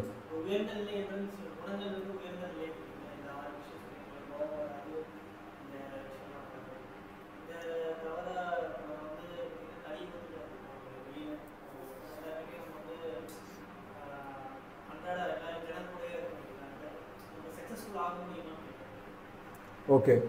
இப்போ இவருக்கு என்ன கேள்வி என்ன அப்படின்னா, ஸோ இப்போ வந்து நீங்கள் சொல்கிறீங்க, நீங்கள் வந்து இந்த சாஸ்திரங்களை கொடுக்க வழிமுறையை பின்பற்றணும் அப்படின்னா நீங்கள் வந்து தீய எண்ணங்கள்லேருந்து வெளிப்படலாம், நல்ல விஷயங்கள் நிறைய விஷயங்கள் கிடைக்குது. பட் ஆனால் இப்போ நாம் வந்து சக்ஸஸ் ஆக முடியுமா? ஸோ சக்ஸஸ்னால் என்னது மீன்ஸ் ஆக்சுவலாக என்ன புரிஞ்சுக்கிறேன் அப்படின்னா, இந்த உலகத்தில் அந்த மாதிரி வாழ முடியுமா? கரெக்டாக? அதாவது நீங்கள் சாஸ்திரம்ன்றீங்க, அந்த காலத்தில் பின்பற்ற வழிமுறையை பின்பற்றி வாழுங்கன்னு சொல்கிறீங்க. அவங்க வந்து வீடியோ இல்லாமல் வாழ்ந்தாங்க, எல்லாம் ஓகே. பட் இப்போ இருக்க ப்ரெசன்ட் சுச்சுவேஷனில் அது அப்ளிகல் ஆகுமா? இப்போ நான் எப்படி அதை வாழ்ந்தேன்னா எனக்கு லைஃப் சக்ஸஸ் ஆகுமான்னு கேட்குறீங்க. கரெக்டாக? அல்டிமேட்டாக. ஸோ அதுதான் சொன்னேன், யூனிவர்சல் நாலேஜ் அப்படின்றது சக்ஸஸ் ஆகுமான்ற கேட்குற கொஷனுக்கு அதிலே நம்ம தெரிஞ்சுக்கலாம். அப்பா சக்ஸஸ் ஆனாங்க சார், இப்போ ஆக முடியுமா அப்படின்னா என்ன அர்த்தம்னா ஆக முடியாதுன்ற மாதிரி மீன்ஸ் கொஷின் வருது. பட் ஆனால் நான் லெக்சரை பார்த்தோம், என்னென்னு பார்த்தோம், அப்ளைஸ் இன் ஆல் டைம்ஸ். பக்குவமான ஞானம் அப்படின்றது வந்து எந்த டைம், அதாவது கடந்த காலத்தில் அதை பின்பற்றி சக்ஸஸ் ஆனாங்க. இப்போ நான் பண்ணால் சக்ஸஸ் ஆக முடியுமானா கண்டிப்பாக ஆக முடியும். சக்ஸஸ் ஆக முடியும். ஸோ ஃபர்ஸ்ட் ஆஃப் ஆல் சக்ஸஸ்னா என்ன? அப்படி ஃபர்ஸ்ட் கொஸ்டின். ரிவைன். நீங்கள் எதை சக்ஸஸ்ன்னு சொல்கிறீங்க?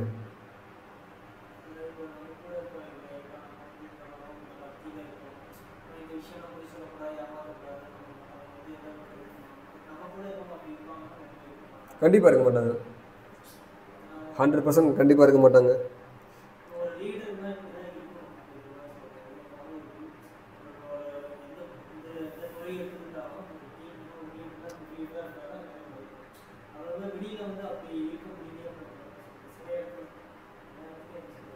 லீடர்னா எதை சொல்கிறீங்க? லீடர்னா எக்ஸாம்பிள் சொல்கிறீங்களா?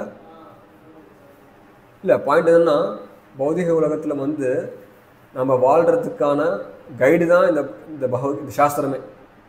ஃபர்ஸ்ட் ஆஃப் ஆல் இந்த வேதங்கள்ன்றது என்னது? முதல்ல சாஸ்திரன்றது என்ன அப்படின்னா, நாம் வந்து இந்த உலகத்தில் எப்படி லைஃப்பை ப்ராப்பராக வாழ்கிறது அப்படின்றதுக்கான ஒரு கைடு புக்கு தான் சாஸ்திரமே. கரெக்டுங்களா? ஸோ எப்படி சொல்லப்பட்டிருந்தா லாஸ்ட் கிளாஸ் சொன்னோம் இல்லையா, நம்ம ஒரு டிவி வாங்குகிறோம் அப்படின்னா அந்த டிவிக்குள்ளேயே ஒரு மேனுவல் வரும். மேனுவல், இந்த பட்டன் அமுக்கணும், இப்படி தான் செட் பண்ணணும். ஒரு ஏசி வாங்குறோம்னா இப்படி தான் வைக்கணும், இந்த மாதிரி ஃபிக்ஸ் பண்ணணும், இந்த டெம்பரேச்சர் யூஸ் பண்ணணும், இந்த மாதிரி நிறைய விஷயங்கள் இருக்குது. ஸோ எந்த ஒரு பொருள் வாங்கினாலுமே அது கூடவே வந்து ஒரு மேனுவல் கொடுக்குறாங்க, யூசர் கைட். அதை ஃபாலோ பண்ணோம்னா நம்ம ஒழுங்காக அந்த பொருளை யூஸ் பண்ண முடியும். கரெக்டாக ஒரு டிவியே யூசர் மேனுவலில் கொடுக்கப்பட்ட மாதிரி செட் பண்ணனா அந்த டிவியை என்னால் பயன்படுத்த முடியும். அதே போல் வேதங்கள் அப்படின்னாவே இந்த வாழ்க்கையை நம்ம வாழ்கிறதுக்கு பகவானால் கொடுக்கப்பட்ட ஒரு கைட் புக். நீ இப்படிலாம் வாழ்ந்தினா ஹாப்பியாக இருப்பா அப்படின்னு சொல்லிட்டு. ஓகேங்களா? நீங்கள் சொல்கிறது இப்போ நம்ம வந்து இதெல்லாம் பின்பற்றணும்னா நம்ம சக்ஸஸாக இருக்க முடியுமான்னு கேட்டால், நீங்கள் நினைக்கக்கூடிய சக்ஸஸ் அப்படின்றது பார்த்தீங்கன்னா மக்கள் நினைக்கிற மாதிரி வெளியில் வந்து பணம் சம்பாதிக்கிறது, நல்லா ஹை போஸ்ட்டில் வர்றது, நல்லா வேலைக்கு போகிறது, இதெல்லாம் நம்ம சக்ஸஸ் நினச்சிட்டு இருக்கோம். பட் அல்டிமேட் சக்ஸஸ் அது கிடையாது. நம்ம அதுதான் முதல் கிளாஸ்லேயே பார்த்தோம். What is the goal of லைஃப்னு. Goal of லைஃப்னா success ஆகணுன்றது. சக்ஸஸ்னால் அந்த சக்ஸஸ் வந்தாலும் எனக்கு ஹாப்பினஸ் கிடைக்கணும். பட் சக்ஸஸ் ஆனால் எல்லாருமே ஹாப்பியாக இருக்காங்களா? இப்போ what is the use of being successful man? Successful அதான் சொல்லுவாங்கள்ல, ஆப்ரேஷன் சக்ஸஸ் பேஷண்ட் டைடு அப்படின்னு.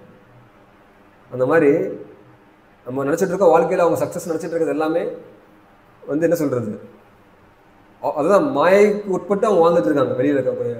அதாவது பௌதிக உலகத்தில் நாம் இந்த ஆத்மாவுக்கான விஷயங்களை கொடுக்காம வாழ்ந்துட்டு இருக்கக்கூடிய விஷயமே பார்த்திங்கன்னா ஒரு மாயைக்கான ஒரு விஷயம். உதாரணத்துக்கு நீங்கள் வந்து சக்ஸஸ்ன்னு சொல்கிறீங்க. நான் வந்து இப்போது நாட்டுக்கு வந்து பிரதம மந்திரி ஆகிடுறீங்க வைங்க, நரேந்திர மோடி மாதிரி ஒரு பொசிஷன் உங்களுக்கு கிடச்சிருது. அது வந்து உங்கள் வாழ்க்கையில் சக்ஸஸ் கிடையாதா? மக்கள் யூஸ்வலாக அந்த மாதிரி ஒரு பொசிஷனில் இருக்கிறவங்கள பார்த்தா அவன் வந்து சக்ஸஸ்ஃபுல் மேன்னு சொல்லுவாங்களா, இல்லைன்னு சொல்லுவாங்களா? அதனால் மக்கள் வந்து ஆமாம் நாட்டுக்கே ஒரு பிரதம மந்திரியாக இருக்கிறார், தலைவராக இருக்காருன்னா சக்ஸஸ்ஃபுல் பொசிஷன் அப்படின்னு நம்ம நினைக்கிறோம். பட் சக்ஸஸ்ஃபுல் பொசிஷன் இருந்தாலுமே நம்ம வந்து பாடியிலே நம்மளுக்கு வரக்கூடிய பிரச்சனைகள், அந்த பிறப்பு இறப்புன்ற அந்த சுழற்சிகளை முற்றுப்புள்ளி வைக்கிறோமா? அப்போ சாஸ்திரம் சொல்லுது லைஃப் சக்ஸஸ் ஆகலைன்னு. ஏன்னா மறுபடியும் இந்த பாடியில் உன் டிசைரை சாட்டிஸ்ஃபை பண்ணுறதுக்காக மறுபடியும் நீ பிறக்க வேண்டியிருக்கு. Again you have to take birth. நீ பேரளவு சக்ஸஸ் அப்படின்றது வந்து பார்த்திங்கன்னா என்ன சொல்கிறது, சாஸ்திரங்களில் சொல்லப்பட்டிருக்கு மண்டலம் லோகரஞ்சனம்னு சொல்லப்பட்டிருக்கு. அதாவது ஒரு டெட் பாடி இருக்குன்னு வைங்களேன், நம்ம என்ன பண்ணுறோம், டெட் பாடிக்கு டெக்கரேஷன் பண்ணிகிட்ருக்கோம். பார்த்துறீங்களா? டெட் பாடி எப்படி கூப்பிட்டு போவாங்க, ரொம்ப பாடலாக நல்ல மாலைகளை போட்டு குளிப்பாட்டி ட்ரெஸ் போட்டு மாலை போட்டு. பட் டெட் பாடிக்கு பண்ணக்கூடிய டெக்கரேஷன் மாதிரி தான் நம்ம என்ன பண்ணிகிட்ருக்கோம் அப்படின்னா, நாம் வந்து இந்த பாடிக்கு ஒரு கம்ஃபர்ட்னஸ் கொடுத்துட்டேன்னா அதுதான் லைஃப்க்கு ஒரு சக்ஸஸ். பாடின்னு சொல்கிறப்ப நாட் ஒன்லி மை பாடி, என்னுடைய பாடி மட்டும் கிடையாது. என் பாடினா என் பாடி, என்னுடைய கண்ட்ரி, என்னுடைய ஃபேமிலி, என்னுடைய நேஷன். ஸோ இந்த உடல் சார்ந்து வரக்கூடிய என்னுடைய ஜாதியாக இருக்கட்டும், என்னுடைய எதுன்னு சொல்லிட்டு இந்த உடல் சம்மந்தப்பட்டு வரக்கூடிய உறவுகள் எல்லாத்தையுமே நம்ம வந்து அதுக்காக உழைக்கிறது எல்லாமே நம்ம நினச்சிட்ருக்கோம் சக்ஸஸ்ன்னு நினச்சிட்ருக்கோம் லைஃப்பில். ஆக்சுவலாக நிறைய பேர் என்ன சொல்லுவாங்கன்னா, ஈவன் நாட்டுக்காக உழைக்கிறாங்கன்னு சொல்கிறாங்க இல்லையா, அவங்களெலாம் வந்து தேவலால் செல்ஃப்லெஸ் பீப்புள், அதாவது தன்னலம் மட்டும் சுயநலம் இல்லாமல் வேலை பார்க்குறாங்கன்னு நினச்சி சொல்லுவாங்க. யூஸ்வலாக சமூக சேவை செய்கிறவங்கள வந்து என்ன சொல்லுவாங்கன்னா, சுயநலம் மட்டும் செய்கிறாங்கன்னு. பட் அதுலேயும் ஒரு சுயநலம் இருக்காமா. என் நாட்டுக்கு நான் செய்கிறேன், என் சமுதாயத்துக்கு சேர்ந்த மக்களுக்கு நான் செய்கிறேன், பட் என் சமுதாயத்துக்கு செய்கிறேன்னு சொல்லிட்டு நீ ஏன் மாமிசம் சாப்பிட்ற, நீ ஏன் மாமிசத்தையே வெட்டி நீ வந்து உணவு தர, தானமாக கொடுக்குற சாப்பிட்றதுக்கு. அப்போ அந்த ஆடோ கோழியாக இருந்தக்கூடிய அந்த பிராணியும் அந்த ஒரு ஜீவனும் உயிர் வாழறதுக்கு உரிமை உள்ளவன்றதை நீ ஏன் விட்டுட்ட, அவனுக்கு ஏன் நீ கொண்டு நீ மற்றவங்களுக்கு கொடுக்கணும். சார் நம்ம சொல்கிறேன், மக்கள்கிட்ட இந்த அடிப்படை விஷயத்துக்கு அவங்களுக்கு அடிப்படையில் விஷயம் நான் சொன்ன மாதிரி வாழ்க்கையோட அடிப்படை விஷயம் அது உடலில் ஆத்மான்ற விஷயமா புரிஞ்சுக்காதனால அதை பேஸ் பண்ணி நீங்கள் எதெல்லாம் சக்ஸஸ்ன்னு சொன்னாலுமே அது உண்மையான சக்ஸஸ் கிடையாது. லாஸ்ட் கிளாஸில் பார்த்தோம்ல, 5 பக்கத்துக்கு கணக்கு இருக்குது. முதல் பக்கத்தில் முதல் அசம்ஷன், முதல்ல A is equal to such and such 20 அப்படின்ற ஒரு வேல்யூ செலக்ட் பண்ணுறீங்க. அதை பின்பற்றி நீங்கள் ஃபுல் 5 பேஜுமே கணக்கு எல்லா ஸ்டெப்ஸுமே கரெக்டாக போட்டே வரீங்க. அப்போ சக்ஸஸாக நான் வந்து அந்த கணக்கு போட்டு முடிச்சுன்னு சொல்ல முடியுமா உங்களால்? ரிசல்ட் கிடைக்காது. ஏன்னா நீங்கள் ஆரம்பத்தில் அடிப்படை உங்களுடைய வாழ்க்கையில் ஏற்றுக்கக்கூடிய அந்த ஒரு அசம்ஷன் தப்பாக இருக்குது. அதே போல் நம்ம வாழ்க்கையில் உடலில் ஆத்மா அப்படின்றதே மறந்துட்டு நம்ம செயல்பட்டுட்டே இருக்கோம். அப்படின்றப்ப எதையுமே நீங்கள் சக்ஸஸ் சொல்ல முடியாது, சக்ஸஸ் ஆகலை. உண்மையான சக்ஸஸ் அப்படின்னா நான் பிறப்பிலேருந்து நான் பண்ணக்கூடிய செயல் நம்மளை விடுவிக்குதா அப்படின்னு பார்க்கணும். அது வந்து வெளியே வரத்துக்கு எனக்கு உதவி பண்ணிச்சா, நான் வந்து மிகப்பெரிய ஒரு போஸ்ட்டில் வந்து எனக்கு கவர்மெண்ட் ஜாப் கிடைக்குது, மிகப்பெரிய போஸ்ட்டுக்கு போகிறேன், ஓகே போஸ்ட்டுக்கு போகிறேன், அந்த போஸ்ட்டில் இருக்கிறேன், அது கிடச்சதுக்கப்புறம் நான் அதுக்கப்புறம் பண்ணக்கூடிய செயல்கள்னால நான் வந்து மறுபடியும் பிறப்பிலேருந்து வெளியே வர முடியுமான்னு பார்க்கணும். வெளியே வர முடிஞ்சதுன்னா அந்த வேலையை நீங்கள் பண்ணலாம், இல்லை வெளியே வர முடியாதுன்னா பண்ண தேவையில்லை. ஒவ்வொரு விஷயமும் அதே மாதிரி தான். நீங்கள் பணத்தை சம்பாதிக்கிறதா இருக்கட்டும், எல்லா விஷயமுமே நான் பண்ணக்கூடிய செயல், அது வரக்கூடிய ரிசல்ட்டை வச்சு நான் பண்ணக்கூடிய செயல் மறுபடியும் அந்த மாதிரி செயல் ஆக்ஷன் ரியாக்ஷன் போயிட்டே இருக்குது. பட் அதை பண்ணக்கூடிய செயல் மூலிமா இந்த பிறப்பிலேருந்து நான் வெளியே வர முடியுமா முடியாதா அதை நம்ம பார்க்கணும்.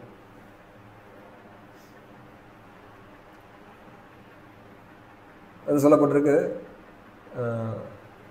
பௌதிக வாழ்க்கையில் சோகால்டு சக்ஸஸ் கூட ஃபெயிலியர் தான். நம்ம பேரளவு சக்ஸஸ்ஃபுல் மேன் சொல்கிறோம் இல்லையா, அது கூட ஃபெயிலியர் தான். ஏன்னா லைஃபோடைய கோலை வந்து மிஸ் பண்ணிட்டான். ஆத்மானு தெரிஞ்சுக்கலாம வாழ்க்கை முழுக்க உடல் திருப்திக்காக வாழ்ந்தான், இறந்து போயிட்டான். ஸோ ஃபெயிலியர், ஓகேவா. ஆனால் ஆன்மீக பாதையில் so called failure is also success. Arjun தான் கேட்குறான், அர்ஜுன் பகவத்கீதையில் கேட்குறான், ஓ கிருஷ்ணா, நீங்கள் வந்து இந்த மாதிரி தியானம் பண்ண சொல்கிறீங்க, இந்த மாதிரி பக்தி யோகத்தை பயிற்சி பண்ண சொல்கிறீங்க, எல்லாம் சரி, நான் வந்து இந்த பௌதிகத்தின் மேலே பற்று இல்லாமல் நான் வந்து இந்த பக்தி பயிற்சி எடுத்ததுக்கப்புறம் ஏதோ ஒரு சூழ்நிலை, ஒரு பூர்வ ஜென்ம பழக்கங்கள்னால இல்லை ஏதோ ஒரு காரணங்களால் என்னால் முழுமையாக இல்லை செயல்பட முடியாமல் போயிடுது. அப்போ நான் வீழ்ச்சி அடைஞ்சிட்டேன். அப்படிங்கிறப்ப நான் ஆன்மீகத்துலேயும் ஒழுங்காக வீழ்ச்சி அடைஞ்சிட்டேன், பௌதிக ரீதியாகவும் நான் எல்லாத்தையும் விட்டுட்டு வந்துட்டேன்றதுனால பௌதிகமாகவும் நான் தோற்று போயிட்டேன், ஆன்மீகமாகவும் நான் தோற்று போயிட்டேன். அப்போ அந்த மாதிரி நபர்களுக்கான அந்த நபருடைய கதி என்ன ஆகிறது அப்படின்ற கேள்வியை பகவத்கீதையில் 6வது அத்தியாயத்தில் கேட்குறான் அர்ஜுனன். அதுக்கு கிருஷ்ண பதில் சொல்கிறார், சுச்சினாம் ஸ்ரீமதாம் கேகே யோக பிரஷ்டோ அபிஜாயத்தே. என்ன சொல்கிறார் அப்படின்னா, இதுதான் சோகால்டு ஃபெயிலியர். பார்க்குறதுக்கு ஆன்மீக பாதை எடுத்துட்டான், வாழ்ந்துட்டு இருக்கான். அந்த ஆன்மீக வாழ்க்கையிலையுமே ஏதோ ஒரு தடங்கள்னால அதை ஒழுங்காக பின்பற்ற முடியாமல் போயிடுது. அப்படின்றப்ப பௌதிகமாக ஆல்ரெடி விட்டுட்டு வந்துட்டான், ஆன்மீக பாதை எடுத்து போயிட்டுருக்கான், அதுலேயும் விழுந்துட்டான். அப்போ பௌதிகத்தையும் தோற்று போயிட்டான், ஆன்மீகத்தையும் தோற்று போயிட்டானா அப்படின்னு கேட்டால் கிருஷ்ணர் சொல்லிட்டார், இல்லை, ஆன்மீக பயிற்சியில் எடுத்து வச்சவன் நகி கல்யாண கிருத்கஷ்டி துர்கத்தின் தாத்த கட்சத்தி, அவனுக்கு வந்து எந்த தப்பான கதிக்கும் கதிக்கும் அவன் போக மாட்டான்னு சொல்லி கிருஷ்ணர் சொல்கிறார். சுச்சினாம் ஸ்ரீமதாம் கேகே யோக பிரஷ்டோ அபிஜாயத்தேன்னு சொல்கிறார். அவன் வந்து அடுத்த பிறவியில் எங்கேருந்து அந்த ஆன்மீக பயிற்சியை விட்டானோ அங்கேருந்து அதை தொடங்குறான்னு சொல்கிறார். இப்போ வந்து ஆன்மீக படி இருக்குது. ஸோ அந்த ஆன்மீக பாதையில் வந்து நான் லைஃப்பை வந்து பர்ஃபெக்ட் பண்ணிக்கிறதுக்கு 100% ஆகணுமா? நான் வந்து 20% தான் ஆகுது, நான் இந்த லைஃப்பில் ஆகிறேன். சொல்கிறது புரியுதா? 100% ஆகணும். அந்த அந்த ப்ராசஸ் ஃபாலோ பண்ணிகிட்ருக்கேன். அதில் வந்து எனக்கு 20% தான் என்னால் போக முடியுது. அப்போ நெக்ஸ்ட் லைஃப்பில் நீ வந்து 21% ஆரம்பிக்கிற அளவுக்கு அந்த மாதிரி சுச்சுவேஷனில் நீ பர்த் எடுப்ப. ஆனால் பௌதிக வாழ்க்கையில் எனக்கு வந்து 1 கோடி ரூபா சொத்து இருந்துச்சு எனக்கு பேங்க் பேலன்ஸில், செத்து போயிட்டேன். அடுத்த பிறவி நீங்கள் பிறக்கிறீங்க. நான் போன பிறவிலேயே நிறைய சம்பாதிச்சிட்டேன். அக்கௌண்ட் நம்பர் சொல்கிறேன், அக்கௌண்ட் பேர் சொல்கிறேன், அப்பா பேர் அம்மா பேர் எல்லாமே சொல்கிறேன். எனக்கு அந்த பணத்தை கொடுங்கன்னு கேட்டால் பேங்க்கில் போய் பணம் கொடுப்பானா? உங்களுக்கு கொடுப்பானா? அதனால தான் பௌதிக ரீதியாக நீங்கள் எதெல்லாம் சக்ஸஸ் நினைச்சிட்றீங்களோ சக்ஸஸே ஆனாலும் அது ஃபெயிலியர் ஆகும். ஆன்மீக வாழ்க்கையில் நீங்கள் ஈவன் அந்த ப்ராசஸில் ஈடுபட்டு முழுமை அடைய முடியாமல் நீங்கள் வீழ்ச்சி அடைஞ்சிட்டாலுமே கூட அதில் ஃபெயிலியர் கிடையாது, சக்ஸஸ்ன்றார். ஏன்னா எங்கே விட்டனோ அங்கே தொடங்குற நேரத்தில் லைஃப்பில். ஆனால் பௌதிக வாழ்க்கையில் அப்படி கிடையாது, ஆன்மீக வாழ்க்கையில் அப்படி கிடையாது. எப்பயுமே சக்ஸஸ் தான் இந்த பாதையில். வேறு கேள்வி இருக்கா? हरे कृष्ण. श्री प्रभुपाद की जय. हरे कृष्ण.